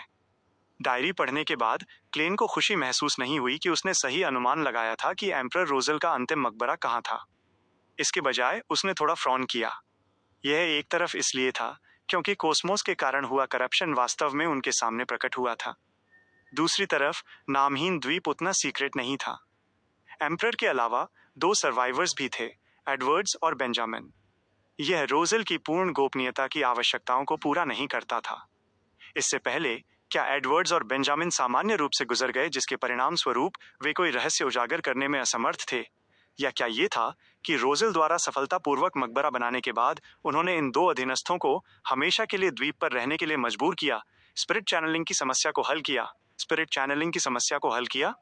बेशक अगर रोजल के पास कोरिस्पॉन्डिंग सील्ड आर्टिफैक्ट्स या बियॉन्डर शक्तियां थीं, तो वो उन्हें कोरिस्पॉन्डिंग यादें पूरी तरह से खोने के लिए मजबूर भी कर सकते थे। एक पल की खामोशी के बाद क्लेन ने नामहीन द्वीप के कोऑर्डिनेट्स की खोज में डायरी के पन्नों को फिर से पलटा। हालांकि जब वो आखिरी पन्ने पर पहुंचा तो उसे कोरिस्पॉन्डिंग कंटेंट नहीं दिखा। इसके बजाय एक डायरी एंट्री थी जिसने रोजेल के बाद के वर्षों में उनके कुछ विचारों को वेगली रिवील किया। 27 दिसंबर। मैं हाल ही में बेचैनी महसूस कर रहा हूं क्योंकि मुझे कोई भरोसा नहीं है कि आगे क्या होगा। मैं अब मदद के लिए नहीं तरसता। मैं बहुत संतुष्ट हूं अगर वे तटस्थ रह सकते हैं। मैंने खुद को सबसे खतरनाक स्थिति में डाल दिया है। यह मेरे पहल करने का एक कार्य है, लेकिन विकल्पों की कमी के कारण यह एक विकल्प भी है। कभी कभी मैं बहुत भ्रमित होता हूं। मैं इस तरह कैसे समाप्त हुआ? क्या मैं बहुत चरम था या क्या मैं केवल यही कर सकता था? नहीं, समय के इस बिंदु पर मैं अब भ्रमित नहीं हो सकता। मेरी मानसिकता को प्रभावित करने और पहले से ही कम संभावनाओं को और भी कम करने के अलावा ये अर्थहीन है। अब जब मैं इस बिंदु पर पहुंच गया हूं तो मैं केवल जारी रख सकता हूं। अगर मैं सफल होता हूं तो स्वाभाविक रूप से धूप और इंद्रधनुष होंगे। हे, मेरी सारी उम्मीदें एक वाक्य पर टिकी हैं। मृत्यु के आलिंगन में रहकर जीवन संभव है। इसके लुक से एम्परर ने वास्तव में पागलपन और करप्शन से बचने के लिए मृत्यु के बाद किसी के पुनरुद्धार का उपयोग करने की विधि चुनी। यह बस पागलपन है। ये ऐसा है जैसे वो रूसी रूले का खेल खेल रहे हैं जिसमें सभी 6 कक्ष भरे हुए हैं, उम्मीद कर रहे हैं कि राउंड्स में से एक मिसफायर हो जाएगा। जो लोग चरम पर जाना पसंद नहीं करते हैं या जो अजीब विचारों के साथ आने में अच्छे हैं, वे इस विधि की व्यवहार्यता पर विचार नहीं करेंगे। शायद ऐसा इसलिए है क्योंकि दुश्मन इसका अनुमान नहीं लगा सकता है कि ये एम्परर को जीने का थोड़ा सा मौका दे सकता है। क्लेन अपनी कुर्सी पर पीछे झुक गया क्योंकि वो थोड़ी देर के लिए प्राचीन महल में चुपचाप बैठा रहा। जब उसने धीरे धीरे अपने बिखरे हुए विचारों को रिकवर किया तो उसने विचार किया कि नामहीन द्वीप को कैसे खोजा जाए। मुझे याद है कि जिस व्यक्ति ने नामहीन द्वीप का दौरा किया था, बेंजामिन अब्राहम परिवार से लगता है। यह मिस मैजिशियन के माध्यम से पूछा जाना चाहिए। हाँ, मैं उससे जल्द ही मिलूंगा। द फूल को विशेष रूप से संदेश पास करने की कोई आवश्यकता नहीं है। मैं क्वीन मिस्टिक से एडवर्ड्स, विलियम और पोली के वंशजों से पूछने के लिए कहूंगा। वो अधिक उपयुक्त होगा। ये ध्यान में रखते हुए उसने क्षेत्र का सर्वेक्षण किया और ग्रे फॉग के ऊपर गायब होने से पहले आह भरी। Chapter 1106 making contact. Real world में लौटते हुए क्लेन ने इमीडिएटली एक पेन और पेपर निकाला और एक छोटा सा लेटर लिखा। उस नेमलेस आइलैंड को इन्वेस्टिगेट करो जिसने ग्रिम, विलियम और पोली की डेथ लीड की थी। ये एडवर्ड्स, बेंजामिन अब्राहम के डिसेंडेंट्स और 3 डिसीज्ड के डिसेंडेंट्स के थ्रू किया जा सकता है। ये क्वीन मिस्टिक बर्नाडेट के लिए एक लेटर था, इसलिए क्लेन ने रीजन नहीं लिखा। उसे विश्वास था कि वो समझ जाएगी कि इसका क्या मतलब है। लेटर फोल्ड करने के बाद क्लेन ने कैजुअली एक कैंडल ढूंढी और समनिंग रिचुअल शुरू कर दिया। सेटअप कंप्लीट करने के बाद उसने लेटर को ऑल्टर पर रखा, 2 कदम पीछे लिया और एंशिएंट हर्मेस में रिसाइट किया। आई, मैं अपने नाम पर समन करता हूँ। एक इनविजिबल क्रिएचर जो अपर रेल्म्स में रोम करता है, एक अजीब स्पिरिचुअल बॉडी जो ह्यूमंस के साथ फ्रेंडली है, एक मैसेंजर जो पूरी तरह बर्नाडेट गुस्ताव को बिलोंग करता है। जिस मोमेंट उसने वो कहा, क्लेन की स्पिरिचुअल परसेप्शन ट्रिगर हो गई। उसने इंस्टिंक्टिवली सिर्फ एक थॉट के साथ अपना स्पिरिट विजन एक्टिवेट कर दिया, हालांकि उसे कुछ नहीं दिखा।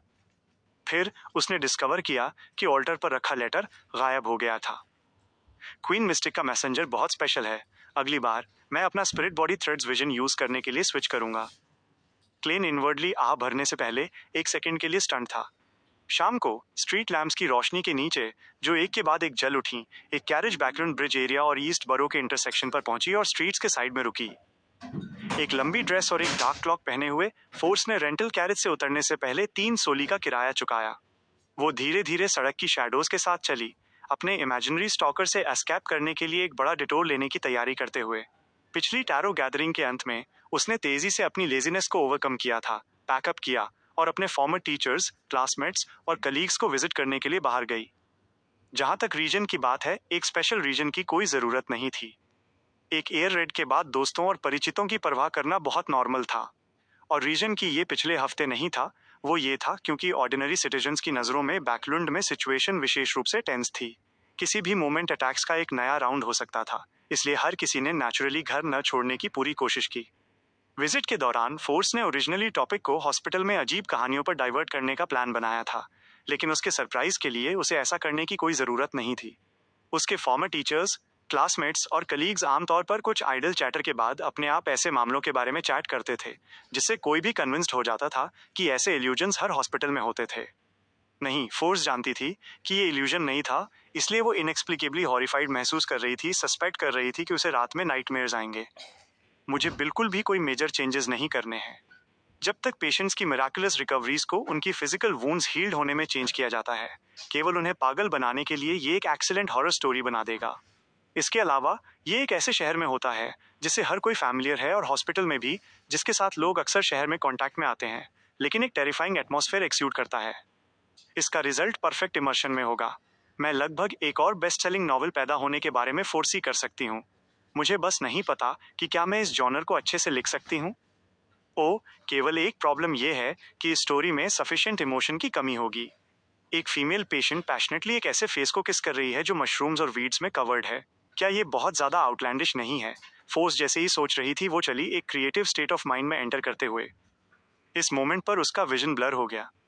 उसने एक फिगर को अपने सामने शैडोज से बाहर निकलते देखा, जहां गैस लैम्प्स इल्यूमिनेट नहीं कर सकते थे। फिगर ने एक ब्लैक ट्रेंच कोट और एक हाफ टॉप हैट पहना हुआ था। उसका एक डीप सेट फेस था जिसके फेशियल फीचर्स कोल्ड थे। उसके गोल्ड रिम्ड ग्लासेस के अलावा वो 5 सीज के क्रेजी एडवेंचरर गेरमन स्पैरो के आइडेंटिकल लग रहा था। हालांकि फोर्स जानती थी कि मिस्टर वर्ल्ड उसे हंट नहीं करेंगे और कॉन्ट्रैक्ट फुलफिल करने के लिए यहाँ थे, वो मदद नहीं कर सकी, लेकिन टेंस हो गई। ये ऐसा था जैसे वो अपने स्कूल के दिनों में अपने स्ट्रिक्टेस्ट टीचर से मिली हो। वो गुड इवनिंग। उसके कदम धीमे हो गए, लेकिन वो अभी भी आगे बढ़ी और उसे ग्रीट किया। क्लेन ने बिना एक शब्द कहे सिर हिलाया। वो मुड़ा और साइड में एक सेक्लूडेड एली में चला गया। अंदर गैस लैम्प्स पहले से ही डैमेज्ड थे, तो अंधेरा था। डार्क एनवायरनमेंट के बावजूद फोर्स ने सिमिलरली एक शब्द नहीं कहा। उसने अपना सिर थोड़ा नीचे किया और एक एडिक्वेट पेस पर गेरमन स्पैरो के पीछे चली। जब वे एली की गहराइयों में पहुंचे, क्लेन ने चारों ओर देखा और एक डीप वॉइस में कहा, मुझसे अपने टीचर से पूछने में मदद करो कि क्या वो इस पर्सन को जानता है, बेंजामिन अब्राहम। अगर वो उसे जानता है तो मैं उसकी सारी इन्फॉर्मेशन और वो सब टेक्स्ट और पिक्चर्स चाहता हूँ जो उसने पीछे छोड़े थे। Oh, okay. Fors nervously mister World का उसे कहीं और टेलीपोर्ट करने का वेट कर रही थी, लेकिन उसने उसे कभी कुछ और मेंशन करते हुए एक्सपेक्ट नहीं किया था। वो रिएक्ट करने में लगभग फेल हो गई। उसने नहीं पूछा क्यों और जल्दी से एग्रीमेंट में सिर हिलाया, जैसे कि वो इसे करने के लिए वेट नहीं कर सकती थी। फिर उसने गहरी सांस ली और गेरमन स्पैरो के उसे अप्रोच करने का वेट करना कंटिन्यू रखा। उसने उसका शोल्डर पकड़ा और टेलीपोर्टिंग शुरू कर दी, लेकिन कुछ सेकंड्स के बाद कुछ नहीं हुआ। फोर्स ने शॉक में ऊपर देखा, केवल मिस्टर वर्ल्ड को अभी भी उसके सामने खड़ा देखने के लिए उसे देखते हुए। उसने फिर उसे एक डीप वॉइस में कहते हुए सुना, इसे अभी लिखो, इसे अभी लिखो। फोर्स ने क्यों नहीं पूछा, जैसे ही उसने सबकॉन्शियसली कहा, मैं अपने साथ कोई पेपर, पेन, एनवेलप या स्टैंप नहीं लाई। इससे पहले कि वो अपना सेंटेंस फिनिश कर पाती, 4 आइटम्स उस पर फेंके गए। फोर्स ने आइटम्स पकड़े और कुछ कदम बाहर ले गई। एली के एंड पर गैस लैम्प्स का यूज करते हुए, जो सड़कों और हार्ड वॉल के लिए खुले थे, उसने जल्दी से अपने टीचर डोरियन ग्रे अब्राहम को लेटर लिखा। बेशक अगर गेरमन स्पैरो ने इंसिस्ट किया होता तो फोर्स को लगा कि वो कुछ नहीं कर सकती थी। भले ही वो लेटर को अलग फाड़ देती, तब भी उसकी स्पिरिट चैनल्ड होने या हिप्नोटाइज्ड होने की पॉसिबिलिटी थी। क्लेन ने इनडिसर्नेबली सिर हिलाया। इसे पोस्ट करना फिनिश करने के बाद लौटना। फ्यू। फोर्स ने रिलीफ की लंबी सांस छोड़ी। मुड़ते हुए वो सड़क की ओर भागी और मेल बॉक्स ढूंढ लिया। ये सब फिनिश करने के बाद वो डार्क एली में लौट आई। गेरमन स्पैरो के बोलने का वेट किए बिना उसने फाउंटेन पेन और बचे हुए 2 स्टैम्प्स सौंप दिए। उसने बहुत जल्दी से कहा, एक काफी था। केन ने मिस मैजिशियन को एक लुक दिया इससे पहले कि उसने स्टैम्प और पेन लिया, और कामली कहा, इसका मतलब है कि तुम्हारे टीचर का रेजिडेंस बैकलुंड से 100 किलोमीटर से कम दूरी पर है। फोर्स का एक्सप्रेशन फ्रीज हो गया। क्या बड़ी बात है। मुझे ये भी पता है कि तुम्हारा टीचर प्रिट्ज हार्बर में रहता है, और इसका बहुत हाई चांस है कि वो अभी तक दूर नहीं गया है। जहां तक मैंने तुम्हें 3 स्टैम्प टिकट्स क्यों दिए, ऑफ कोर्स ये इंटेंशनल था। क्लेन ने खुद से बड़बड़ाया, मिस मैजिशियन के सामने खड़े होने के लिए कुछ कदम आगे बढ़ाने से पहले। उसने फिर अपना बायां हाथ बढ़ाया, जिसने एक ट्रांसपेरेंट ग्लव पहना हुआ था, और लेडी का शोल्डर पकड़ लिया। फोर्स के विजन के ब्लर होने और कलर्स के ओवरलैप होने के साथ वो और गेरमन स्पैरो स्पिरिट वर्ल्ड के थ्रू ट्रैवल करने लगे। कुछ समय बाद वे रियल वर्ल्ड में लौट आए। फोर्स ने देखा कि उसके सामने एक वैली थी। वैली के दोनों तरफ कुछ हाउसेस बने हुए थे। वे रॉक वॉल्स में डगआउट की गई केव्स की तरह लग रहे थे। नीचे एक नदी बह रही थी और नदी के दोनों तरफ खेत थे। मूनलाइट के नीचे जो ब्राइट नहीं थी, क्रॉप्स अजीब लग रही थी। फोर्स ने अपनी गेज रिट्रैक्ट की और गेरमन स्पैरो की ओर देखा। उसने पूछा, ये कहाँ है?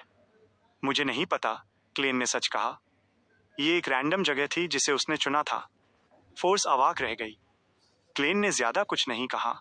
उसने एक गोल्ड कॉइन निकाला और उसे उसे दे दिया। अगर तुम कोई डेंजर एनकाउंटर करती हो जिसे तुम रिजोल्व नहीं कर सकती, तो इमीडिएटली मेरे मैसेंजर को समन करना। ठीक है। फोर्स ने गोल्ड कॉइन रिसीव किया और पूछा, मैं आपको कैसे पे करूंगी? मुझे अभी तक मेरे हॉरर नॉवल के लिए कोई पेमेंट्स नहीं मिली हैं। क्रेडिट पर रखो, क्लेन ने सिंपली कहा। उसके बाद उसका फिगर जल्दी से फेड हो गया और वैनिश हो गया। फोर्स अकेली एक रॉक पर खड़ी रही, नाइट विंड को उसके बालों को मेज करते हुए महसूस कर रही थी।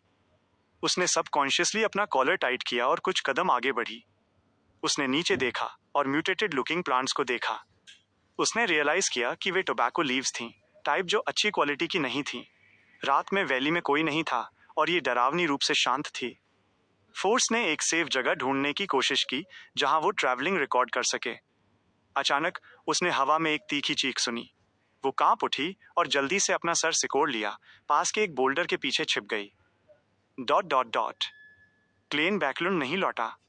वो प्रिट्ज हार्बर के लिए टेलीपोर्ट हो गया। उसे विश्वास था कि डोरियन ग्रे अब्राहम को अपने स्टूडेंट का लेटर रिसीव करने में ज्यादा समय नहीं लगेगा। एक दिन बाद एक होटल के कमरे में डोरियन ने अपनी स्टूडेंट फोर्स का लेटर पढ़ा और एक्सट्रीमली पजल्ड था। वो अचानक बेंजामिन अब्राहम के बारे में क्यों पूछ रही है? ये मेरे ग्रैंडफादर के भाई हैं। क्या वो अब्राहम फैमिली की हिस्ट्री इन्वेस्टिगेट कर रही है? लेकिन मैंने उसे ऐसा कुछ नहीं करने के लिए कहा था। इससे उसे करप्शन हो सकती है। डोरियन आगे पीछे चला, ये डिसाइड करने में असमर्थ कि क्या उसे सच बताना चाहिए। सावधानी से सोचने के बाद उसने फील किया कि बेंजामिन अब्राहम के मामलों में ज्यादा सीक्रेट्स इन्वॉल्व नहीं थे। ये बस इतना था कि वो एक सी वॉइस के दौरान गायब हो गया था और उसके साथ वो फ्लीट भी थी जो वो था। डोरियन ने अपना सूटकेस खोला और इंटरलेयर से एक बुक निकाली। बुक के पन्नों के बीच एक येलोड फोटो थी। फोटो में एक यंग आदमी था जिसने एक ओल्ड फैशनेड 3 पीस सूट पहना हुआ था। उसने एक सॉफ्ट हैट पकड़ी हुई थी और एक बेंत पर झुक रहा था। वो काफी हैंडसम था और दरवाजे के पास खड़ा था। डोरियन ने फोटो को पलट दिया और पीछे की जानकारी पर एक नजर डाली। बेंजामिन अब्राहम 11 नवंबर 1198 को। ये 1198 है।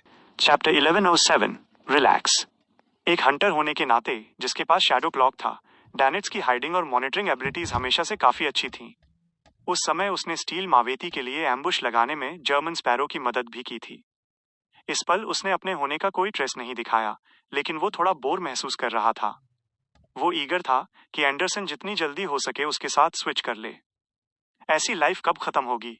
वाइस एडमिरल एलिमेंट, जल्दी करो और अपीयर हो जाओ। नहीं नहीं, अभी नहीं। बेहतर होगा कि एंडरसन के आने तक वेट किया जाए। डैनिट्स ने थोड़ा इंट्रोस्पेक्शन किया और रशनली अपनी प्रेयर खत्म की। उसे चिंता थी कि एक pirate admiral vice admiral element Tracy discover कर लेगी कि वो डार्क में छुपा है और उसके पास उससे डील करने के लिए करेज और कॉन्फिडेंस की कमी थी। बेशक अगर उसने बॉक्सिंग ग्लव पहना होता तो सब कुछ कोई प्रॉब्लम नहीं होती। जब तक वो डिसीजन जल्दी लेता, फियर और एप्रीहेंशन उसे कैच नहीं कर पाते। तुम बहुत ट्रबल्ड लग रहे हो। अचानक डैनिट्स के कान के पास एक वॉइस गूंजी। डैनिट शॉक में शैडोज से बाहर कूदा और उसके हाथ में तेजी से एक ऑरेंज फ्लेम बन गई। उसी वक्त उसने वॉइस के सोर्स की तरफ देखा। उसने एंडरसन को वुड्स में छुपे हुए देखा। उसके सिर पर ग्रीन वाइन्स थीं, जो उसे एनवायरनमेंट के साथ मेल्ट कर रही थी। Dog shit. पता नहीं डैनिट्स एंडरसन को कर्स कर रहा था या खुद को। अपना एंगर वेंट करने के बाद उसने पूछा, तुम कब आए? 2 मिनट पहले, एंडरसन ने स्माइल के साथ रिप्लाई किया। तुम अच्छे से छुपे थे। मैं तुम्हें इमीडिएटली ढूंढ नहीं पाया, इसलिए मैंने तुम्हारी हाइडिंग हैबिट्स को फॉलो किया और कैजुअली तुमसे एक क्वेश्चन पूछा। डैनिट्स मोमेंटरीली अनश्योर था कि उसे प्राउड होना चाहिए या एंग्री। उसने मिक्स्ड फीलिंग्स के साथ पूछा, अगर मैं अभी काम रहता तो क्या तुम मुझे डिस्कवर करने में फेल हो जाते? थ्योरी में, एंडरसन ने स्माइल के साथ कहा, पूरी तरह से अनफेज्ड। लेकिन एक एक्सपीरियंस हंटर होने के नाते सिर्फ एक ही तरीका नहीं हो सकता। जैसे ही डैनिट्स पूछने वाला था कि और कौन से सॉल्यूशंस थे, उसे अचानक बार्टस कैंडल बुझाते हुए और सोने की प्रिपेयर करते हुए दिखा। मिनटों बाद इंटेलिजेंस पेडलर बार्टस का फिगर डार्कनेस में विंडो के पास दिखा। एक निम्बल लीप के साथ वो घर के बाहर शैडोज में लैंड हुआ। वही जगह थी जहां डैनिट्स छुपा हुआ था। शैडोज में री एंटर करने के बाद उसका टारगेट लगभग उसके ऊपर ही स्टेप करने वाला था। बार्टस शैडोज के कवर में सी की तरफ चल दिया। Dog shit. तभी डैनिट्स अपीयर हुआ और बार्टस को मिडिल फिंगर दिखाई। एंडरसन ने भी वुड्स छोड़ दी। जैसे ही उसने अपने सिर से ब्रांचेज निकाली, वो डैनिट्स को देखकर स्माइल किया। मुझे लगता है आज रात हमारा जैकपॉट लगेगा। डैनिट्स ने फॉग सी के स्ट्रॉन्गेस्ट हंटर को ग्लांस किया और विगोरसली सिर हिलाया। उम्मीद है कि ये वाइस एडमिरल एलिमेंट ही हो। उसने शैडोज का यूज किया जो रात में हर जगह थी, और इमीडिएटली एंडरसन के साथ इंटेलिजेंस पेडलर का पीछा करने में लीड ली। उन्होंने एक परफेक्टली एडिक्वेट डिस्टेंस बनाए रखा, ज्यादा स्टूपिड नहीं। एंडरसन ने कुछ मोमेंट ऑब्जर्व किया और फिर चकल किया। डैनिट्स ने इनवर्डली स्कॉफ किया, लेकिन कोई रिस्पॉन्स नहीं दिया। वो बहुत अच्छे से जानता था कि ये वो ओकेजन नहीं है जहां वो एक दूसरे का मॉक और प्रोवोके कर सकें। 15 मिनट बाद बार्टस बीच पर अराइव हुआ और वहां खड़ा हो गया, क्रिम्सन मूनलाइट के नीचे डार्क ब्लू सी को घूरता रहा। उसने ज्यादा वेट नहीं किया। सी की डार्कनेस में एक बड़ा आउटलाइन अपीयर हुआ जो ग्रेजुअली एक ब्लैक शिप बन गया जिसका व्हाइट फ्लैग हवा में फ्लटर कर रहा था। फ्लैग पर दो घोस्टली ब्लू फ्लेम्स एक पिच ब्लैक स्कल के अंदर बर्न कर रही थीं। The black death, vice admiral element Tracy की flagship black death. Danitz instantly excited हो गया। अगर वो शैडो फॉर्म में नहीं होता तो शिप की हर डिटेल देखने के लिए ज्यादा लाइट पाने की बिड में उसकी प्यूपल्स डेफिनेटली डायलेट हो गई होती। वो सबकॉन्शियसली थोड़ा आगे मूव हुआ, इस होप में कि कंफर्म कर सके कि vice admiral element Tracy ship पर है या नहीं। जैसे ही वो जाइगेंटिक सेलबोट अप्रोच हुई, शैडोज में दो लोग सेलर्स को डेक पर बिजी देख सकते थे। क्या यहाँ डॉकिंग के लिए डॉक है, या वो बस बार्टस को एक डिंगी देंगे और उसे खुद रो रो करके आने को कहेंगे? जैसे ही ये थॉट्स डैनिट्स के माइंड में फ्लैश हुए, उसने एंडरसन को सप्रेस्ड वॉइस में कहते सुना, लीव। आ? डैनिट्स की ग्रेटेस्ट स्ट्रेंथ ये थी कि वो किसी अथॉरिटेटिव फिगर के इंस्ट्रक्शंस फॉलो करने में अच्छा था। चाहे वो एडविना एडवर्ड्स हो या जर्मन स्पैरो, वो इंस्ट्रक्शंस को हूबहू फॉलो करता था, बस ज्यादा से ज्यादा ग्रम्बल करता था। उस मोमेंट हालांकि उसका फेस पजलमेंट से भरा था। रिटोर्ट करने और अपने प्लान्स पर परसिस्ट रहने के इंटेंशन के बावजूद उसने फिर भी बीच से साइलेंटली लीव करने के लिए शैडोज का यूज किया। जब उन्हें ब्लैक डेथ दिखना बंद हो गया और सिर्फ वेव्स की वैग क्रैशिंग सुनाई देने लगी, तभी डैनिट्स ने शैडोज छोड़ी और फॉरेस्ट में अपीयर हुआ। उसने हरीडली पूछा, क्या हम कंफर्म करने नहीं जा रहे कि वाइस एडमिरल एलिमेंट अबोर्ड है या नहीं? एंडरसन ने डैनिट्स को साइज अप किया और चकल किया। एक बियॉन्डर को कभी अंडर एस्टिमेट मत करना, जो सी पर बहुत फेमस है लेकिन आज तक लिव कर रहा है। हर पायरेट एडमिरल एक टारगेट है जिसके अगेंस्ट तुम्हें केयरफुल रहना चाहिए। तुम्हें कभी भी केयरलेस नहीं होना चाहिए। डैनिट्स ने सबकॉन्शियसली रिप्लाई किया, एडमिरल ऑफ ब्लडसेनोर, एडमिरल हेल लुडवेल। वो सब ऐसे पायरेट्स थे जिन्हें एक पर्टिकुलर क्रेजी एडवेंचरर ने इजीली मार दिया था। एंडरसन मोमेंटेरली वर्ड्स के लिए लॉस में था कि डैनिट्स को कैसे रिबट करे। कुछ सेकंड्स बाद उसने कहा, तो क्या वाइस एडमिरल एलिमेंट ट्रेसी पर ज्यादा अटेंशन देना वर्थ नहीं है, ये कंसीडर करते हुए कि वो जर्मन स्पैरो के अटैक से कैसे सरवाइव कर गई? केयरफुल थॉट के बाद डैनिट्स को इनएक्सप्लिकेबली लगा कि एंडरसन के वर्ड्स में सेंस है। जैसे ही वो बोलने वाला था, उसका थ्रोट अचानक इची फील करने लगा और वो कफ किया। कुछ बार कफ करने के बाद उसका थ्रोट पेन से स्वेल होने लगा और उसे मेटल का टेस्ट आने लगा। देखो, मैंने कहा था केयरफुल रहो। एंडरसन ने अपनी फिस्ट क्लेंच की और अपने माउथ पर रखी। वो लाइटली कफ किया, लेकिन ये डैनिट्स जितना सीरियस नहीं था। ट्रेसी ने जरूर शिप के अराउंड तरह तरह की एलिमेंट स्प्रेड कर रखी होंगी। जैसे ही कोई उसके अप्रोच करेगा वो क्विकली इन्फेक्ट हो जाएगा और एक्सपोज हो जाएगा। हे, इतनी वाइड रेंज के साथ, इसका मतलब है कि उसने सीक्वेंस 5 पोर्शन कंप्लीटली डाइजेस्ट कर लिया है और उसके पास सीक्वेंस 4 पर एडवांस करने का चांस है। ऐसा क्यों नहीं हो सकता कि वो पहले ही सीक्वेंस 4 पर एडवांस कर चुकी है? क्योंकि वो इन्फेक्शन के सोर्स से फार था। डैनिट्स क्विकली रिकवर हो गया और इंस्टिंक्टिवली रिटोर्ट किया, अगर ऐसा केस होता तो तुम या तो ब्लैक डेथ पर होते या ब्लैक डेथ डिजीज के विक्टिम होकर अपने डेथ बेड पर होते। एंडरसन ने अपनी बॉडी हाफ टर्न की और ऑब्स्ट्रक्टेड बीच की तरफ अपना गेज कास्ट किया। ट्रेसी ने जरूर कोई ट्रिक यूज की होगी। ये अनलाइकली है कि वो एलिमेंट्स के टारगेट एरिया को सिर्फ फ्रंट में मेंटेन कर पाए और बाकी 3 डायरेक्शंस में नहीं। इसके बजाय उसने विंड का यूज किया एलिमेंट्स को शोर पर लोगों तक स्प्रेड करने के लिए। इतना कहने के बाद एंडरसन ने अपने हैंड्स क्लैप किए और फिर से स्माइल किया। क्या हमारा एनकाउंटर प्रूफ नहीं है कि वाइस एडमिरल एलिमेंट शिप पर है? तुम जर्मन स्पैरो को इन्फॉर्म कर सकते हो। डैनिट्स ने और हेशिटेट नहीं किया। उसने इमीडिएटली एक रिचुअल सेट किया और मैसेंजर को समन किया। एरिया को किसी भी एक्सीडेंट से प्रिवेंट करने के लिए गार्ड करने के एक्सक्यूज से एंडरसन फॉरेस्ट से बाहर वॉक कर गया। बैकलैंड के ईस्ट बरो में सुबह के 3 बजे थे। मूनलाइट और स्टारलाइट के अलावा वहां पिच ब्लैक था। कॉटन पजामा और स्लीपिंग कैप जिसमें प्रोटेक्टिव हेयरनेट थी पहने हुए क्लेन बेड पर बैठा था और बिना कुछ पूछे रेने टिनेकर से लेटर रिसीव किया। लेटर ओपन करते हुए वो कामली बेड से उठा, अपनी पॉकेट से पेन निकाला और लेटर के बैक पर लिखा, पोर्ट सिटी रिटर्न जाओ और फर्दर इंस्ट्रक्शंस का अवेट करो। मिस मैसेंजर को लीव करते हुए वॉच करने के बाद उसने कामली अपनी शर्ट चेंज की, अपना वेस्ट पुट ऑन किया, बो टाई बांधी और अपना black trench coat put on किया। फिर उसने 4 स्टेप्स काउंटर क्लॉकवाइज लिए और ग्रे फॉग के ऊपर गया। इस ऑपरेशन के डेंजर लेवल को डिवाइन करने के लिए टोपाज स्पिरिट पेंडुलम का यूज करते हुए उसे ऑलमोस्ट कोई रेवलेशंस नहीं मिली। बिना किसी हेसिटेशन के वो रियल वर्ल्ड में रिटर्न हुआ और मिरर के फ्रंट में खड़ा हो गया। उसने अपनी हाफ टॉप हैट पिक की और अपने हेड पर पहन ली। बाहर वाले रूम में बंक बेड पर कोनास और एनोनी ने अपनी आईज ओपन की। ब्लैक डेथ पर एक एम्प्टी रूम में एक फिगर क्विकली आउटलाइन हुआ। उसके ब्लैक हेयर और ब्राउन आईज थीं और कोल्ड और हार्ड फेशियल फीचर्स थे। वो कोई और नहीं बल्कि जर्मन स्पैरो था। डिम क्रिम्सन मूनलाइट के अंडर क्लेन ने अपना गेज स्वीप किया और कैजुअली बैठने के लिए एक चेयर फाइंड की ताकि वो बाहर का सी विस्टा एडमायर कर सके। कैप्टन के केबिन में एक लेवल दूर वाइस एडमिरल एलिमेंट ट्रेसी, जो व्हाइट ब्लाउज और बेज पैंट्स पहने हुए थी, बाटस को रूम से डिस्गस्ट में लीव करते हुए वॉच कर रही थी। उसने रिफ्लेक्स में अपना कॉलर पुल किया और उसका एक्सप्रेशन लिविड हो गया। उसे अभी लर्न हुआ था कि ब्लेजिंग डैनिड्स और strongest hunter Anderson recently Theros island में स्टे कर रहे थे और उनके मोटिव्स अननोन थे। वो सब जर्मन स्पैरो से रिलेटेड हैं। क्या वो फेलो मुझे लुक फॉर कर रहा है? ट्रेसी ने अपनी आईज नैरो की जैसे ही वो बिना किसी हेसिटेशन के विंडो की तरफ वॉक की। वो डेक पर सेलर्स को इंस्ट्रक्ट करने के लिए प्रिपेयर्ड थी कि शिप को इन वाटर से अवे स्टीयर करें। इस मोमेंट पर उसके थॉट्स अचानक स्लगिश हो गए।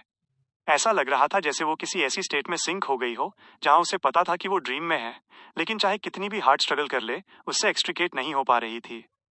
Not good. Black flames abruptly Tracy की बॉडी के सरफेस से इमर्ज हुई, किसी भी एक्सटर्नल इन्फ्लुएंसेस को बर्न अवे करने की अटेम्प्ट में।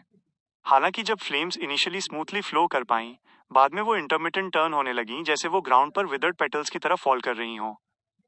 ट्रेसी के अंदर डिस्पेयर का एक स्ट्रॉन्ग सेंस सर्ज हुआ जैसे जैसे उसके थॉट्स इंक्रीजिंगली स्लोअर होते गए। डेस्पिट, उसने क्विकली अपनी बॉडी के अराउंड क्रिस्टलाइन आइस की एक लेयर कंडेंस की, इनविजिबल थ्रेड्स को अपनी तरफ रिट्रैक्ट किया और खुद को लेयर्स में रैप कर लिया। उस मोमेंट पर कैप्टन के केबिन का डोर क्रीक करते हुए ओपन हुआ। सिल्क टॉप हैट और ब्लैक ट्रेंच कोट पहने हुए जर्मन स्पैरो वॉक इन किया। फिर उसने पोलाइटली डोर क्लोज किया। एक लाइट क्रैकिंग साउंड के साथ पूरा captain cabin instantly extremely quite हो गया। क्रैशिंग वेव्स का साउंड अब प्रेजेंट नहीं था, मानो वो रियल वर्ल्ड से सेपरेट हो गए हों। जहां तक उन इनविजिबल स्पाइडर वेब्स की बात थी जिन्होंने ट्रेसी को एंटैंगल कर रखा था, उन्होंने दिए गए ऑर्डर को मिसअंडरस्टैंड किया और वाइस एडमिरल एलिमेंट को टाइटली बाइंड कर दिया, जिससे वो मूव करने या अपनी बियॉन्डर पावर्स यूज करने से प्रिवेंट हो गई। डिस्टॉर्शन। जैसे ही उसके थॉट्स नॉर्मल रिटर्न हुए, उसका ब्रेन अब फ्रोजन फील नहीं कर रहा था। तुम क्या करना चाहते हो? वो अपना फियर हाइड नहीं कर पाई। जैसे ही उसने जर्मन स्पैरो को स्लोली अप्रोच करते हुए वॉच किया, जो वो अंडरस्टैंड नहीं कर पा रही थी वो ये था कि अदर पार्टी ने उसे मैरिनेट बनाने की अटेम्प्ट क्यों गिव अप कर दी, हालांकि वो क्लियरली रेसिस्ट करने की अपनी एबिलिटी लॉस्ट कर चुकी थी। रीजन कि क्लेन ने ऐसा क्यों किया, क्योंकि वो वरीड था कि वाइस एडमिरल एलिमेंट और डेमनेस ऑफ वाइट ब्लड से रिलेटेड थे। इस तरह ट्रेसी की डेथ उस डेमिगॉड को जो हेक्सेस में गुड था कुछ सेंस करा देगी और वो टाइम से पहले मेजर्स ले लेगा। Tap tap tap. क्लेन डेमनेस के फ्रंट में स्टॉप हो गया। जर्मन स्पैरो की खामोशी ने ट्रेसी का दिल बैठा दिया, मानो वो किसी आइस कैवर्न में गिर गई हो। जब उसने वाइस एडमिरल एलिमेंट के चेहरे पर डेस्पेयर देखा तो क्लेन ने अपनी पॉकेट से कागज का एक टुकड़ा निकाला। अपनी कलाई के एक झटके के साथ उसने उसे एक पोकर कार्ड की तरह आगे उड़ा दिया। एक वूश के साथ कागज का टुकड़ा इनविजिबल स्पाइडर वेब्स के एक छोटे हिस्से को मेटल के टुकड़े की तरह काटता हुआ निकल गया।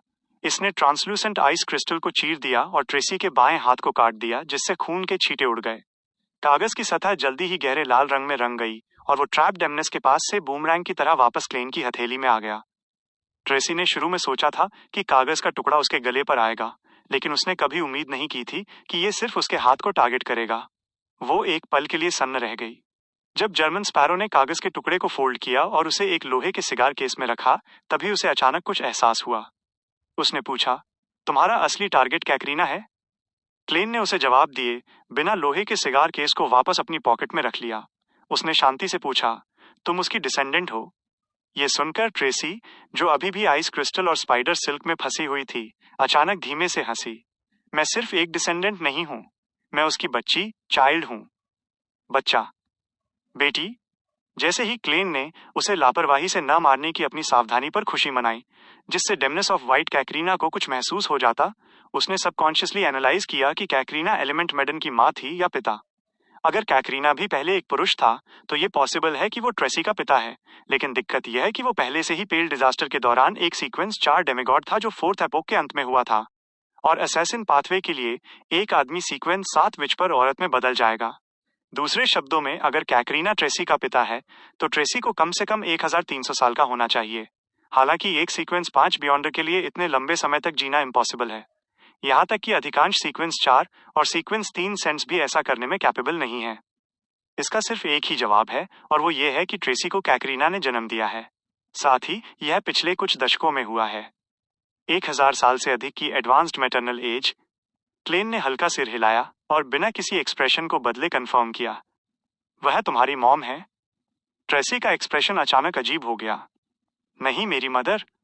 जैसे ही वो पूछने वाला था कि उसमें और मॉम में क्या फर्क है, क्योंकि ये अनिवार्य रूप से बोलने का एक ज्यादा फॉर्मल और एलोकेंट तरीका था, ट्रेसी ने ताना मारते हुए कहा, मेरी मॉम कोई और है, वो मेरा पिता हुआ करता था। तुम डेमनेस की फैमिली कितनी मेज्ड अप है, लेकिन ये वो कारण नहीं है जिसकी वजह से तुम दुनिया में कैटास्ट्रोफ फैलाते हो।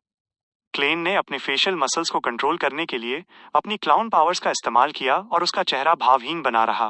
वो एलिमेंट मेडन को देखता रहा। ट्रेसी, जो पहले से ही बुरी स्थिति में थी, अब खुद को डेस्पेयर में छोड़ने लगी थी। जर्मन स्पैरो के जवाब का इंतजार किए बिना उसने आह भरी और खुद पर हंसी। शायद ये सब एक गलती थी जब से मैं पैदा हुई। अबनॉर्मल माता पिता, अबनॉर्मल पारिवारिक रिश्ते, अबनॉर्मल सेक्ट मेंबर्स, उन्होंने मुझे गढ़ा और मुझे नुकसान पहुंचाया। 8 साल की उम्र में मुझे पता चला कि मेरे पिता, जिन्हें मैं हमेशा एक रोल मॉडल के रूप में एडमायर करती थी, अचानक एक औरत बन गए थे। वो दिन ब दिन एक नाजुक फूल की तरह बनते जा रहे थे, अपने चार्म्स का इस्तेमाल करने में और भी ज्यादा माहिर। बाद में उन्होंने एक मेल फ्रेंड भी ढूंढ लिया और मेरे छोटे भाई को जन्म दिया। क्या तुम उस तरह की फीलिंग की कल्पना कर सकते हो? घर से भागने और समुद्र में आने के बाद मुझे आखिरकार कई सालों की कड़ी मेहनत के बाद सेल्फ रिकॉग्निशन और सोशल आइडेंटिटी का एक नॉर्मल सेंस मिला।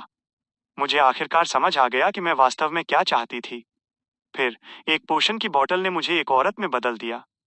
है, एक औरत। चुपचाप सुनने के बाद क्लेन ने अपना टोन बदले बिना कहा, तुम्हारी इंस्टिगेशन स्किल्स काफी अच्छी हैं। ट्रेसी का मुंह खुला का खुला रह गया, लेकिन अंत में उसने सिर्फ आह भरी और एक कॉम्प्लिकेटेड एक्सप्रेशन के साथ मुस्कुराई।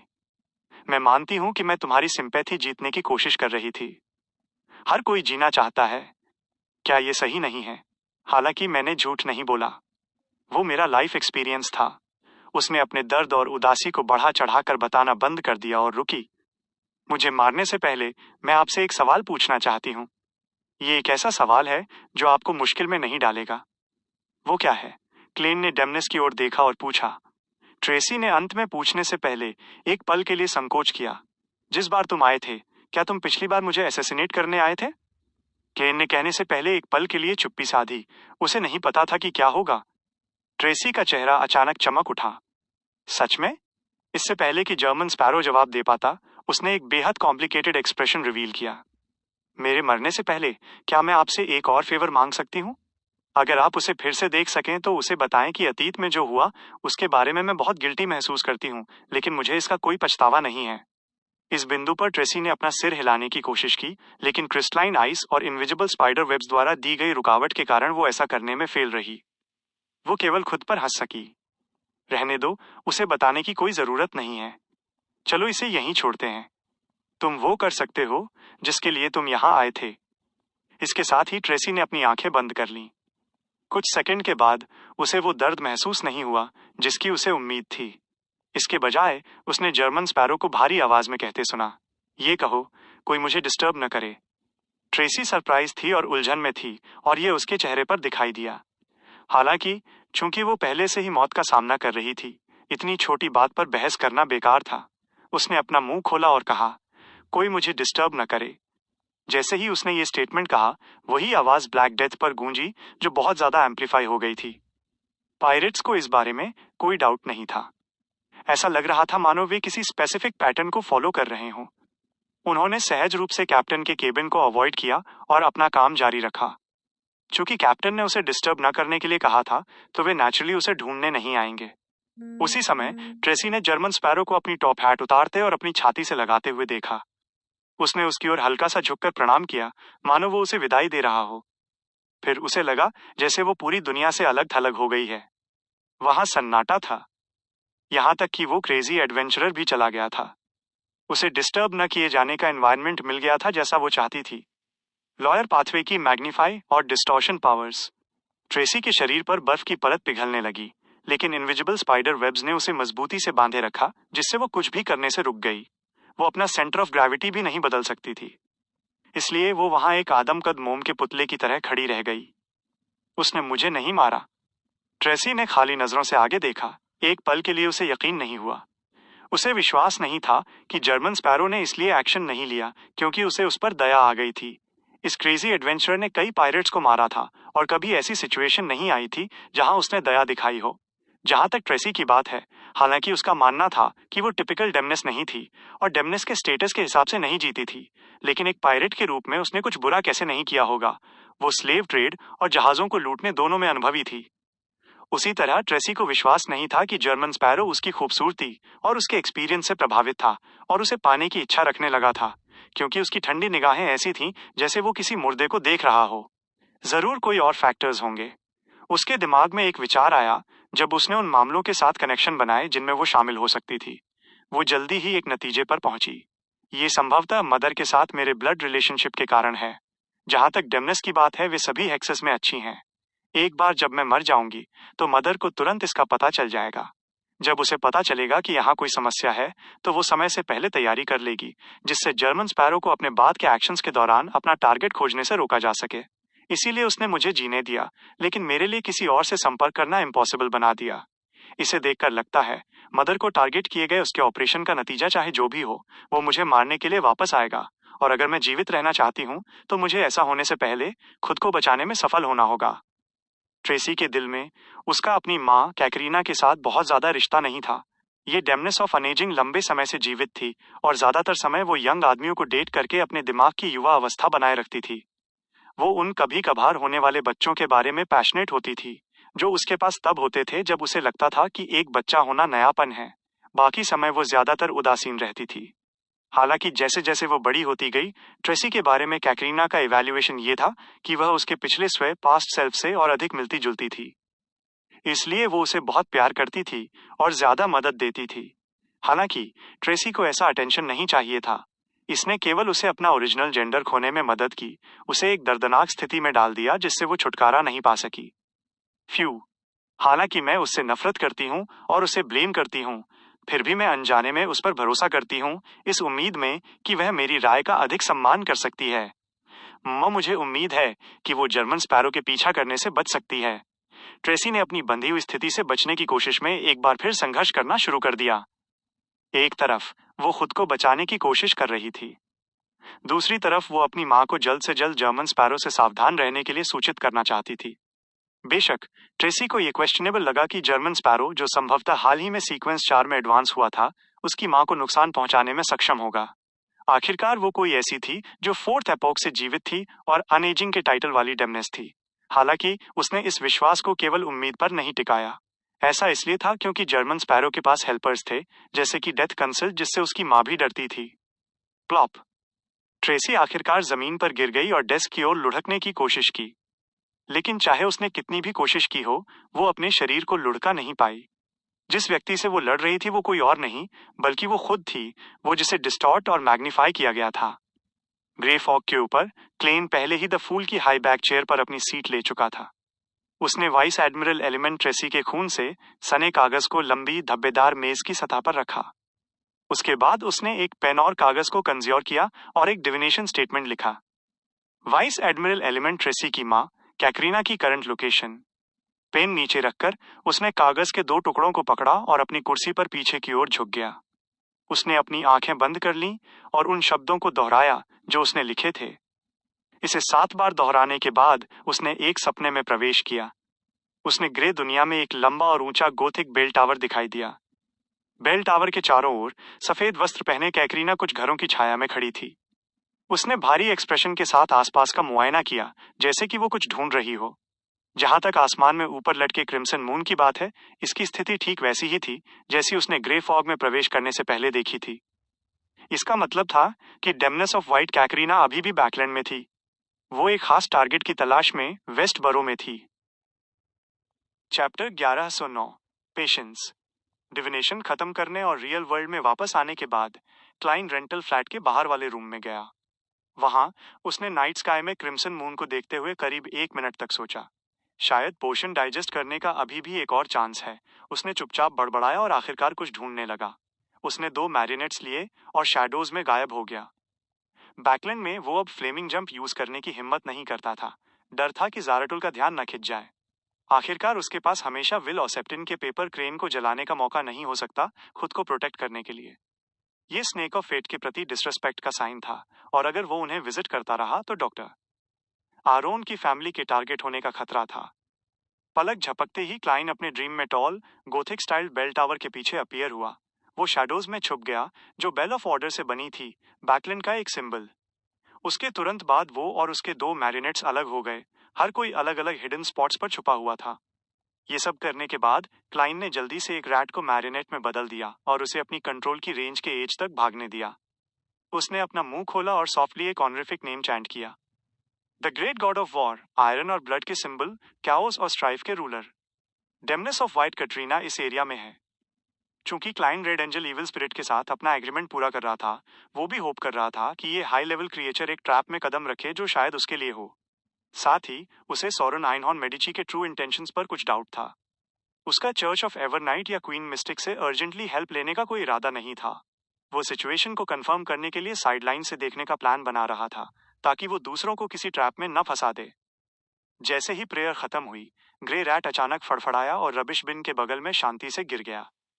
वो अपनी लाइफ ऑलरेडी खो चुका था और अब क्लाइन का मैरियनेट नहीं था। ये खुद को रेड एंजल इविल स्पिरिट द्वारा मार्क किए जाने से बचाने का एक तरीका था। जहां तक उसका सवाल था, उस रैट मैरिनेट को छोड़ने के बाद वो इमीडिएटली उस एरिया से चला गया जहां बेल ऑफ ऑर्डर लोकेटेड थी, कोनास और एनोनी के साथ। उसने कुछ किलोमीटर दूर द विनर से सी गॉड कल्वेटुआ को प्रेयर भी करवाया। प्रेयर के बाद वो दोनों पीछे हटते रहे, अपना डिस्टेंस बढ़ाते हुए। फिर क्लाइन एक पर्टिकुलर हाउस के स्टोरेज रूम में छुपा, 4 कदम काउंटर क्लॉकवाइज लिए और द फूल की पोजीशन पर बैठने के लिए ग्रे फॉग के ऊपर चला गया। उसने फिर सी गॉड सेप्टर को बुलाया। द विनर की प्रेयर लाइट की हेल्प से उसने अपना स्कोप एक्सपैंड किया और टारगेट एरिया को ऑब्जर्व किया। उसी समय अपने दूसरे हाथ से उसने वो कागज का टुकड़ा पकड़ा हुआ था जो वाइस एडमिरल एलिमेंट ट्रेसी के ब्लड से स्टैंड था। इस तरह के मीडियम और जनरल स्कोप के साथ उसके ट्रू विजन के अंडर छुपी हुई डेमनेस ऑफ व्हाइट कटरीना को ढूंढने में ज्यादा देर नहीं लगी। Black haired, blue eyed woman एक प्योर व्हाइट रोब पहनी हुई थी। वो एक वेटलेस फेदर की तरह लग रही थी और वो स्ट्रीट्स और एलीज के अक्रॉस जेंटली ड्रिफ्ट कर रही थी। भले ही पेट्रोलिंग पुलिसमैन सही डायरेक्शन में देख रहे थे, वो उसकी प्रेजेंस को डिटेक्ट करने में अनेबल थे। अगर ग्रे फॉग की हेल्प नहीं होती, तो क्लाइन इनविजिबिलिटी के थ्रू एक सर्टेन एक्सटेंट तक देखने के लिए सिर्फ स्पिरिट बॉडी थ्रेड्स पर रिलाई कर सकता था। एक गहरी सांस लेते हुए उसने patiently red angel evil spirit के अपीयर होने का इंतजार किया। वो कटरीना को भी ऑब्जर्व कर रहा था, ये जानना चाहता था कि वो क्या ढूंढ रही है। उसे शक था कि डेमनेस ऑफ व्हाइट ट्रिसी चीक को टारगेट कर रही थी। सेकेंड्स मिनट्स में बदल गए, जैसे क्रिम्सन मून धीरे धीरे साइड में झुक गया। बेल ऑफ ऑर्डर के आसपास थोड़ी देर घूमने के बाद बिना कुछ मिले, कटरीना ने एक थोड़ा फ्रस्ट्रेटेड और डिसअपॉइंटेड एक्सप्रेशन रिवील किया। वो ऐसी लग रही थी जैसे वो किसी भी वक्त उस एरिया को छोड़ने वाली है, और रेड एंजल इविल स्पिरिट कभी अपीयर नहीं हुआ। ये सोरन आइनहॉर्न मेडिची बस मुझसे झूठ बोल रहा था। क्या सच में डेमनेस ऑफ व्हाइट उसका गोल नहीं थी? नहीं, जरूरी नहीं कि ऐसा ही हो। अगर ऐसा हुआ तो हिज कंडीशन मीनिंगलेस होगी। Red angel evil spirit actually scene पर पहुंच चुका है, लेकिन उसने मेरी तरह इमीडिएटली एक्शन न लेने का चॉइस किया है। वो वेट कर रहा है कि कटरीना और मेरे कंपेनियंस के बीच की बैटल अपने मोस्ट इंटेंस स्टेट पर पहुंचे, ताकि वो अचानक अपीयर होकर ग्रेटेस्ट बेनिफिट्स उठा सके। क्लाइन के थॉट्स इधर उधर घूमने लगे, जैसे ही उसने एक गेस लगाया। उसे शक था कि रेड एंजल इविल स्पिरिट उतना ही कॉशियस, केयरफुल और स्टेड था जितना वो था। वो नेट खींचने वाला फिशरमैन बनना चाहता था, न कि वो नेट। ये सच में ट्रबलसम है। नेक्स्ट, ये इस पर डिपेंड करेगा कि कौन ज्यादा पेशेंट है। क्लाइन ने चुपचाप बड़बड़ाया, जैसे ही वो प्रेयर लाइट के थ्रू बेल ऑफ ऑर्डर के आसपास की सिचुएशन को ऑब्जर्व करता रहा। टिक टिक टिक सेकेंड हैंड क्वाइट नाइट में सेम पेस पर बीट कर रहा था। डेमनेस ऑफ वाइट कटरीना का एक्सप्रेशन इंक्रीजिंगली ग्लूमी होता गया। अचानक उसने अपनी नजर एक बिल्डिंग की ग्लास विंडो पर डाली। डिम नाइट एक मिरर की तरह थी जो उनके सामने की चीजों को रिफ्लेक्ट कर रही थी। कटरीना की ब्यूटीफुल ब्लू आईज थोड़ी चमकी जैसे मिरर का सरफेस तुरंत डार्क हो गया, जैसे कि उसके अंदर काउंटलेस ऑब्जेक्ट्स और स्पेस की लेयर्स छुपी हों। ग्लास विंडो एक ऑल्टरनेट वर्ल्ड का पैसेजवे बन गया था। एक थॉट के साथ, वेरियस बियॉन्ड पावर्स के साथ जो डेमनेस ट्रिसी ने शोकेस किए थे, उसे शक हुआ कि कटरीना मिरर वर्ल्ड यूज करने वाली थी इस जगह को छोड़ने के लिए और आज रात अपना हंट खत्म करने के लिए। रेड एंजल इविल स्पिरिट अभी भी ये कैसे एंड्योर कर सकता है? क्लाइंट टेंस हो गया क्योंकि वो इंस्टिंक्टिवली सी गॉड सेप्टर नीचे रखना चाहता था और रियल वर्ल्ड में रिटर्न करना चाहता था। वो डेमनेस ऑफ वाइट के खिलाफ एक्ट करना चाहता था और उसे लीव करने से रोकना चाहता था। जैसे ही ये थॉट उसके दिमाग में फ्लैश हुआ, वो अल्टीमेटली मूव नहीं हुआ। उसे लगा कि वो अभी भी थोड़ा और वेट कर सकता है, क्योंकि भले ही कटरीना बेल ऑफ ऑर्डर के सराउंडिंग एरिया को छोड़ दे, वो उसे फिर से लोकेट कर सकता था, जब तक कि उसे ये पता न चले कि उसकी डॉटर के साथ कुछ हुआ है। जब वक्त आएगा, वो पहले एरोड्स को समन करके टारगेट की एक्चुअल एबिलिटीज और आइटम्स के बारे में पूछ सकता था। फिर वो क्वीन मिस्टिक बर्नाडेट या चर्च ऑफ एवरनाइट की हेल्प सीख कर सकता था, एक ग्रेड एक्सील्ड आर्टिफैक्ट बोरो करने के लिए। फिर वो एक्शन लेने से पहले विक्ट्री के स्केल्स को अपनी तरफ झुका सकता था। मैंने जानबूझकर इस बार अपना ऑपरेशन नहीं छुपाया। अगर मैं एक सील्ड आर्टिफैक्ट बोरो करता हूं और आर्क बिशप उस पर राजी होते हैं, तो इसका मतलब है कि गॉडेस का जॉर्ज 3 के प्रति ट्रू एटीट्यूड ये है। वो किंग के ब्लैक एम्परर बनने को पसंद नहीं करती, लेकिन वो इसे सिर्फ साइलेंटली एक्सेप्ट कर सकती हैं। अगर कोई रिचुअल डिस्टर्ब करने के लिए विलिंग है, तो वो कुछ हेल्प प्रोवाइड करने के लिए विलिंग है। क्लाइंट ने अपनी थोड़ी एंग्सियस फीलिंग्स को काम किया, अपनी ऑब्जर्वेशन को और रिलैक्स्ड होने दिया। उस मोमेंट पर डेमनेस ऑफ वाइट कटरीना का एक्सप्रेशन नॉर्मल हो गया। वो फ्लोट करके ग्लास विंडो तक गई और बिना किसी कॉर्पोरियल फॉर्म के एंटर कर गई। मिरर के अंदर इल्यूजरी वर्ल्ड्स की लेयर्स कन्वर्ज हो गईं, जैसे कि वो लगातार दूर जा रही हों। इस मोमेंट पर नीचे वाले एरिया को ऑब्जर्व करने के लिए अपना ट्रू विजन यूज करते हुए क्लाइंट को एक श्रिल फीमेल स्क्रीम सुनाई दी। ये चीख दूसरी दुनिया से आती हुई लग रही थी। इसमें एक्सट्रीम फियर और डिसबिलीफ था। आसपास के एरिया का कोई भी रेजिडेंट झटके से नहीं जागा। किसी ने कुछ नहीं सुना। वो कटरीना की स्क्रीम थी। आखिर उसके साथ क्या हुआ? क्लाइंट की नजर जम गई जैसे ही उसने कुछ सोचा। रेड एंजल इविल स्पिरिट भी एक इविल स्पिरिट है और वो भी मिरर ब्लिंक यूज करने के लिए कैपेबल है, इसलिए इस मीडियम को यूज कर रहा है। दूसरे शब्दों में, वो मिरर वर्ल्ड से अनजान नहीं है। क्या ऐसा हो सकता है कि सौरोन आइनहॉर्न मेडिची पूरे टाइम मिरर में छुपा हुआ था, डेमनेस ऑफ वाइट के खुद को ट्रैप में फेंकने का इंतजार कर रहा था? जैसे ही उसकी प्यूपिल्स फैली, डार्कनेस और ग्लास विंडो में ग्लूमिनेस गायब हो गई। मिरर ने अपनी यूनिक कैरेक्टरिस्टिक्स खो दी थी और अपने ओरिजिनल स्टेट में रिटर्न हो गया था। कुछ सेकंड्स बाद ग्लास विंडो के बॉटम से धीरे धीरे खून बहने लगा, एक लिक्विड बनाते हुए जो नीचे फिसल गया। जिन एरिया से लिक्विड पास हुआ, वहां सराउंडिंग ग्रेश व्हाइट टिंट फैल गया, उसके ओरिजिनल पेल येलो कलर को कवर करते हुए। ये एक न्यूली एम्बेडेड स्टोन जैसा था। Drip, drip, drip. लिक्विड की बूंदें जमीन पर गिरी, उसे ब्लड की तरह ब्राइट रेड रंग दिया, फूलों की तरह ब्यूटीफुल। इस सीन को देखकर क्लाइंट के चेहरे के मसल्स थोड़े ट्विच हुए, इससे पहले कि उसने खुद को फोर्स किया अपने एक्सप्रेशन को कंट्रोल करने के लिए, अपने क्लाउन पावर्स यूज करने के लिए। ये एंडिंग रियली अनएक्सपेक्टेड थी। एक पावरफुल और सीनियर सीक्वेंस 3 सेंट, जो 1000 साल से ज्यादा जिंदा रही थी, रेड एंजल इविल स्पिरिट के ट्रैप के सामने कोई रेजिस्टेंस नहीं दिखा पाई। वहां सिर्फ खामोशी बची थी। जहां तक खुद क्लाइंट की बात है, अगर वो 2 मैरिनेट्स और अपने सील्ड आर्टिफैक्ट्स को भी काउंट करे, तब भी वो कटरीना की स्ट्रेंथ के कंपैरिजन में थोड़ा वीक था। उसे इस गैप को प्रायर प्रिपरेशंस के थ्रू पूरा करने की जरूरत थी। इसका मतलब ये भी था कि अगर वो रेड एंजल इविल स्पिरिट को फेस करता, तो उसका हाल शायद इससे बेहतर नहीं होता। वो सिमिलरली पावरलेस और प्यूनी होता, स्लोली उस टोरेंट में सिंक करता जो फॉलो करता। क्या यही एक फॉर्मर किंग ऑफ एंजल्स है? भले ही उनकी स्ट्रेंथ अभी अपने पीक स्टेट पर रिकवर नहीं हुई है, फिर भी ये किसी को ऐसी डिस्पेयर में छोड़ देती है। ग्लास विंडो से खून का रिसना धीरे धीरे कम होते देख उसने एक गहरी सांस ली और रियल वर्ल्ड में रिटर्न किया। उसके बाद उसने और विनर एनोनी ने पोजीशंस एक्सचेंज की जैसे ही वो ग्लास विंडो पर टेलीपोर्ट हुआ। जब बिजारो सॉर्सर्स पोजीशन स्विच करते थे, वो सिर्फ 2 बॉडीज या बॉडीज और एक्सटर्नल ऑब्जेक्ट्स को स्वैप करना चूज कर सकते थे। हालांकि उसके करंट लेवल पर टू प्रिसाइज होना इम्पॉसिबल था, तो क्लाइंट वो पीछे नहीं छोड़ पाया जो वो चाहता था। वो सिर्फ सब कुछ पीछे छोड़ना या कुछ भी पीछे न छोड़ना चूज कर सकता था। एनोनी, जिसने गैरमन स्पैरो की अपीयरेंस पहनी थी, ने ग्लास विंडो से एक डीप वॉइस में कहा, जिस पल वो उसके सामने मटेरियलाइज हुआ, मैंने अपना प्रॉमिस ऑलरेडी पूरा कर दिया है। ग्लास विंडो पर अचानक एक फिगर अपीयर हुआ। वो रेड स्ट्राइप्स वाला लॉन्ग ब्लैक रोब पहने हुए था। उसने कैजुअली एक हुड पहना था, एक सॉफ्ट आउटलाइन रिवील करते हुए। उसकी स्किन ब्राउन थी और उसका चेहरा पेल था। वो गेटकीपर था, जो सॉरोन आइनहॉर्न मेडिची द्वारा पॉसेस्ड था। Well done, young man window से नीचे उतरा और स्माइल के साथ कहा। ये सुनकर क्लाइन ने अपनी पॉकेट से कुछ निकाला। उसके मुंह के कोने ऊपर की तरफ मुड़ गए जैसे ही उसने खुशी से रिप्लाई किया, तुमने भी अच्छा किया। बोलते हुए उसने अपने हाथ में पकड़े मोनोकल पर फूंक मारी और उसे अपनी लेफ्ट आंख पर पहन लिया। सॉरोन आइनहॉर्न मेडिची की स्माइल जम गई। Chapter 11:10 spirit channelling. एक पाल के लिए ठंडी रात अब नॉर्मली स्कॉचिंग हॉट हो गई, मानो इनविजिबल लावा इसके भीतर हो रहा हो।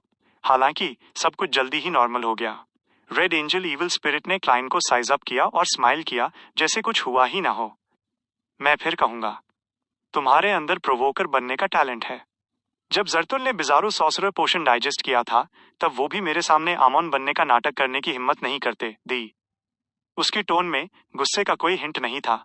उसने ये मेंशन नहीं किया कि जर्तुल ने ऐसा करने की हिम्मत क्यों नहीं की, लेकिन जब उसकी नजर क्लाइन पर पड़ी तो ऐसा लगा जैसे वो किसी ग्लेशियर में गहराई तक गिर गया हो और प्रोसेस में उसका शरीर फ्रीज हो रहा हो। उसकी एक्चुअल बॉडी को ऐसा ही महसूस हुआ। भले ही वो एक मैरियोनेट से अलग था, उसकी गर्दन के पीछे और पीठ पर अभी भी रोंगटे खड़े थे। सॉरोन आइनहॉर्न मेडिची को कुछ और कहने की जरूरत के बिना क्लाइन उसके वर्ड्स के पीछे का हिडन मीनिंग समझ गया। जो कोई भी उन्हें डराने के लिए ऐसा मेथड यूज करने की हिम्मत करता, उस मौके पर ही स्टील और ब्लड की पनिशमेंट भुगतनी पड़ती। अपने सामने रेड एंजल इविल स्पिरिट को देखते हुए, जिसका ऑरा कन्वर्ज हो चुका था, लेकिन जो एक्सट्रीमली हाई लेवल की सुपीरियोरिटी की फीलिंग दे रहा था, क्लाइन मन ही मन बड़बड़ाए बिना नहीं रह सका। अगर ये फैक्ट नहीं होता कि बिजारो सॉर्सरर पोशन एक सर्टेन एक्सटेंट तक डाइजेस्ट हो चुका है, तो मुझे लगता कि तुम्हारी विल पावर स्टील की तरह स्ट्रांग है और तुम्हारी स्ट्रेंथ कम से कम सीक्वेंस 1 के लेवल पर लौट आई है। और अब मेन ये बेसिकली कंफर्म कर सकता हूँ कि अपने काम डिमीनर के नीचे तुम एमॉन के प्रति एक स्ट्रांग फियर छुपा रहे हो। इसका मतलब ये भी है कि तुम्हारा करंट लेवल ज्यादा से ज्यादा सीक्वेंस 2 पर है। इसके अलावा मैं एक मैरियोनेट खून के लिए पहले से हाई मेंटली प्रिपेयर्ड था। पोशन को जल्दी डाइजेस्ट करने के लिए मुझे रिस्क लेना हाई था। अगर डानिट्स यहाँ होता और यूज डू बार कवर्ड चिल्लाने का मौका दिया जाता, तो वो शायद प्रोवोकर पोशन जल्दी डाइजेस्ट कर लेता, भले ही उसने 4 या 5 बोतलें पी ली होता। रेड एंजल इविल स्पिरिट को और ज्यादा एजिटेट किए बिना क्लाइन मुस्कुराया और मोनोकल उतार दिया। सोलोमन एम्पायर में जर्तुल पहले से ही एक एंजल होने चाहिए। उन्हें अभी भी बिजारो सॉर्सरर पोशन डाइजेस्ट करने की जरूरत क्यों पड़ेगी? मेन यंग जर्तुल की बात कर रहा हूँ, सॉरोन आइनहॉर्न मेडिची ने कैजुअली कहा। ये लियोनार्ड की बॉडी में मौजूद ग्रैंडपा के डिस्क्रिप्शन के साथ कंसिस्टेंट है। क्लाइन ने ना दिखने वाले तरीके से सिर हिलाया और मैं टॉपिक पर फोकस किया। तुमने डीमोनस ऑफ वाइट को पहले ही खत्म कर दिया? तुम्हें क्या लगता है? रेड एंजल इविल स्पिरिट हंसा और कहा, साथ ही किसी को पोलाइट होना चाहिए। क्योंकि कतरीना खुद को सेंटेस ऑफ वाइट कहती है, तो तुम्हें यूज एब डीमोनस नहीं कहना चाहिए। पोलाइट, एक हंटर मेरे साथ मैनर्स पर जोर दे रहा है। यूएस पॉल, क्लाइन के मुंह के कोने ट्विच ह्यू, मामले की लूडिक्रसनेस एक्सप्रेस करते हुए, लेकिन उसने अल्टीमेटली खुद को रोक लिया। देखने से ऐसा लगता है प्रोवोकिंग सिर्फ दूसरों का मजाक उड़ाने और कोसने तक लिमिटेड नहीं है। डैनिट्स, जो सिर्फ एक शब्द उस करके कोसना जानता है, हंटर्स के नाम पर कलंक है, सोचते हुए क्लाइन ने कहा, मैंने अपना प्रॉमिस पहले ही पूरा कर दिया है। मुझे लगता है कि तुम्हें मुझे एक छोटा रिवॉर्ड देने में कोई एतराज नहीं होगा। Reward? Red angel evil spirit ने स्कॉफ किया और पूछा। क्लाइन ने उसके एटीट्यूड को इग्नोर किया और जारी रखा, मेन डीमोनस ऑफ वाइट के साथ कम्युनिकेट करना चाहता हूँ। मैं उससे कुछ पूछना चाहता हूँ। बस यही request? Red angel evil spirit ने अम्यूजमेंट में पूछा। क्लाइन ने सिर हिलाया। यही है। कोई बात नहीं। सॉरोन आइनहॉर्न मेडिची ने अपना राइट हैंड उठाया और अपने ग्लेबल्ला पर ग्रैब किया। वहां से एक ब्लरी फिगर बाहर खींचा गया। वो कोई और नहीं बल्कि सेंटेस ऑफ वाइट कैटरीना थी, जिसका फेशियल एक्सप्रेशन हॉरर से भरा था। क्या हम प्राइवेट कॉन्वर्सेशन कर सकते हैं? ये देखकर क्लाइन ने चारों ओर देखा। रेड एंजल इविल स्पिरिट तुरंत हंसा और कहा, क्या तुम्हें एक कमरा चाहिए जहां तुम दोनों साथ हो सकें? अपने आस दिमाग से सोचो। भले ही तुम मुझसे सवाल छुपाना चाहो, मैं फिर भी कतरीना की स्पिरिट के थ्रू पता लगा सकता हूँ। जब तक निश्चित रूप से तुम उस मुझे वापस करने का प्लान नहीं बना रहे हो। या क्या तुम एक छोटे बच्चे हो जिसे रिचुअल फॉलो करने के लिए चीजों की जरूरत है? क्लाइंट ने मैरियोनेट को एक डेडपैन एक्सप्रेशन के साथ रिप्लाई करवाया, मेरे पास उस मेरे सवाल भुलवाने का एक तरीका है। ये सच और झूठ दोनों था। सच ये था कि वो काम पूरा करने के लिए हवी रैम्बिस की मैनिपुलेटर बियॉन्ड अ कैरेक्टरिस्टिक का उपयोग कर सकता था। हालांकि यह रिलेटिवली डिफिकल्ट था और फेल होने का चांस बहुत हाई था। इसके अलावा नेगेटिव इफेक्ट्स माइनर नहीं थे। उसने झूठ इसलिए बोला क्योंकि उसका ऐसा करने का कोई इरादा नहीं था। इससे कई इंपॉर्टेंट मामले एक्सपोज हो जाते। ये कहने का उसका केवल एक हाई पर्पस था, रेड एंजल इविल स्पिरिट को ये शक दिलाना कि जो जवाब मिले हेन और सच नहीं और सरफेस के नीचे की हिडन पार्ट्स हैं। इससे वो सरफेस पर माइल जवाबों की वैल्यू को इग्नोर कर देगा। जो लोग हाईली सस्पिशियस द अन पर ये बहुत अच्छा काम करता था। बेशक सक्सेस की कोई उम्मीद नहीं थी। आखिरकार उसके सामने वाली एंटिटी रेड एंजल थी जो कंस्पिरेसीज का मास्टर था। बुरा नहीं है। सौरो नाइनहॉर्न मेडिची के क्लाइंट का रिप्लाई सुनने के बाद उसका शरीर अचानक गायब हो गया, खुद को ग्लास विंडो पर प्रोजेक्ट करते हुए। क्लाइंट ने ग्रे स्टोन्स पर जमे हुए ब्लड को देखा, कुछ विस्टफुल फील करते हुए, और कुछ मडल हेडेड डीमोनेस ऑफ व्हाइट कैटरीना को ग्लास से दूर एक अंधेरी गली में ले गया। उसने फिर कैंडल्स, एसेंशियल ऑयल्स और हर्बल पाउडर्स निकाले। उसने एक ऑल्टर सेटअप किया और एवरनाइट गॉडेस से प्रेयर की, उम्मीद करते हुए कि वो मीडियमशिप पूरा करने के लिए रिचुअलिस्टिक मैजिक यूज कर सकता है। ये एक स्किल थी जिसमें उसने तब मास्टरी हासिल की थी जब वो एक नाइट हॉक था। जैसे हाई रिचुअल पूरा हुआ, एक इमेंस और टेरिफाइंग पावर एक इंडिस्क्राइबेबल हाइट से नीचे उतरी, जिससे सराउंडिंग्स अनयूजुअली शांत हो गई। क्लाइंट की आंखें तुरंत डार्क हो गईं, मानो डार्क नाइट को कॉम्प्रेस कर दिया गया हो। उसने फिर कतरीना की स्पिरिट के चारों ओर और चीजें देखीं, फ्लिकरिंग लाइट और ब्लरी माइंड स्टॉर्म्स। वो आसानी से अन ऑब्स्टिकल्स के थ्रू पास हो गया और डीमोनेस ऑफ व्हाइट की body of heart and mind को फेस किया। क्या डीमोनेस सेक्ट और जॉर्ज 3 के बीच कोऑपरेशन खत्म हो गया है? केयरलेस हुए बिना क्लाइंट ने कतरीना की कंडीशन को ऑब्जर्व करने के लिए एक कम सेंसिटिव सवाल से शुरुआत की। कतरीना के चेहरे पर मौजूद डेज्ड और कंफ्यूज्ड लुक थोड़ा कम हो गया और उसने एक पूरे स्माइल के साथ सिर हिलाया। हाँ, फिर तुम अभी भी बैकलुंड में क्यों हो? क्लाइंट ने आगे पूछा। कतरीना ने सॉलमली रिप्लाई किया, मैं ट्रिसी की तलाश में हूँ। उसने हमसे एक इंपॉर्टेंट सील्ड आर्टिफैक्ट ले लिया। वो सील्ड आर्टिफैक्ट क्या है? क्लाइंट को अचानक नीलाम की अंगूठी याद ए गई जो डीमोनेस ट्रिसी ने एक बार अपने हाथ में पहनी थी। यह इंट्रिकेटली बनी थी। डीमोनेस ऑफ व्हाइट कैटरीना ने एक पायस एक्सप्रेशन के साथ कहा, इसका लेना देना प्राइमोर्डियल की अवेकनिंग से है। ग्रेड 0 पर इसके हाई लेवल के अलावा इसमें कोई स्पेशल एबिलिटीज नहीं है। वास्तव में इसका प्राइमोर्डियल डीमोनेस के साथ कुछ लेना देना है। तुम लोगों ने ट्रिसी का नाम बदलकर ट्रिसी चीक भी कर दिया। क्लाइंट ने यह रिवील नहीं किया कि यूज प्राइमोर्डियल डीमोनेस का असली नाम पता था। इसके बजाय उसने पूछा, क्या तुम जानती हो कि जॉर्ज 3 के बाकी 8 मॉज़ोलियम्स कहाँ हैं? काटरीना थोड़ा फ्राउन हुई और सिंपैथी हासिल करने के लिए बने एक तरीके से जवाब दिया, वे बैकलुंड के south west suburbs, Awwa county, east chester county में अलग अलग लोकेटेड हैं। इस डीमोनेस ऑफ व्हाइट ने पहले 8 मॉज़ोलियम्स की लोकेशंस का एक सिंपल अकाउंट दिया। इसके बाद उनकी स्पेसिफिक लोकेशंस और सिचुएशंस को डिटेल में इंट्रोड्यूस किया। 8 मॉज़ोलियम्स पहले ही रिपेयर किए जा चुके हैं। उन्होंने टेलीपोर्टेशन टनल को टेम्परेरीली डीएक्टिवेट कर दिया है। भले ही उनके पास कॉरेस्पॉन्डिंग चार्म्स हों, उन्हें फिर से खोलने का कोई तरीका नहीं है। बाहर की दुनिया से उन्हें सीधे ढूंढना लगभग इम्पॉसिबल है। Prince Grove, duchess Georgina, royal family के 2 एंजल्स और जॉर्ज 3 के अलावा कोई और एंटर नहीं कर सकता। खैर, उनमें से कुछ जगहें ऐसी थीं जहां कोनास किलगोर अक्सर हंटिंग के लिए जाता था, तो ये मेरे गेस से मैच करता है। इसका मतलब है कि डीमोनेस ऑफ व्हाइट झूठ नहीं बोल रही है। मैं बाद में ग्रे फोक के ऊपर कंफर्मेशन करूंगा। अगर वास्तव में ऐसा है तो ये काफी ट्रबलसम होगा। करंट सिचुएशन के साथ, चाहे वो प्रिंस ग्रोव हो या डचेस जॉर्जिना, वे डेफिनेटली एंजल्स की नजर में होंगे। सबसे बड़ी बढ़ा रूइंस में एंटर करना है। एक बार एंट्री मिल जाए तो आगे जो होगा वो उतना डेंजरस नहीं होगा। वॉर पहले ही छिड़ चुकी है और फेसाशियंस के खिलाफ लड़ने की जरूरत है। डेमीगॉड्स एक लिमिटेड रिसोर्स हैं, इसलिए ऐसा कोई तरीका नहीं है कि जॉर्ज 3 हर रूइन को एक सैंड से गार्ड करवा सके, रीइंफोर्समेंट्स प्रोवाइड करने के लिए एक एंजल के ऑप्शन के साथ। जैसे हाई क्लाइंट के थॉट्स डॉड, उसने पहले एक सवाल पूछा, रॉयल फैमिली के पास 2 एंजल्स हैं? असल में ऐसा नहीं है। बहुत मुमकिन है कि जॉर्ज 3 भी एक है, कतरीना ने ईमानदारी से रिप्लाई किया। अन 2 एंजल्स में से एक लोइन किंगडम का फाउंडर प्रोटेक्टर विलियम आई है, जो 4th ईपॉक से सर्वाइव कर गया है। वो आर्बिटर पाथवे का सीक्वेंस 1 हैंड ऑफ ऑर्डर है, जबकि दूसरा साउथविल का फॉर्मर ड्यूक डायलिंग ऑगस्टस है। वो एक सीक्वेंस 2 बैलेंसर है। जहां तक रॉयल फैमिली के पास कितने ग्रेड 0 सील्ड आर्टिफैक्ट्स हैं, मुझे यकीन नहीं है।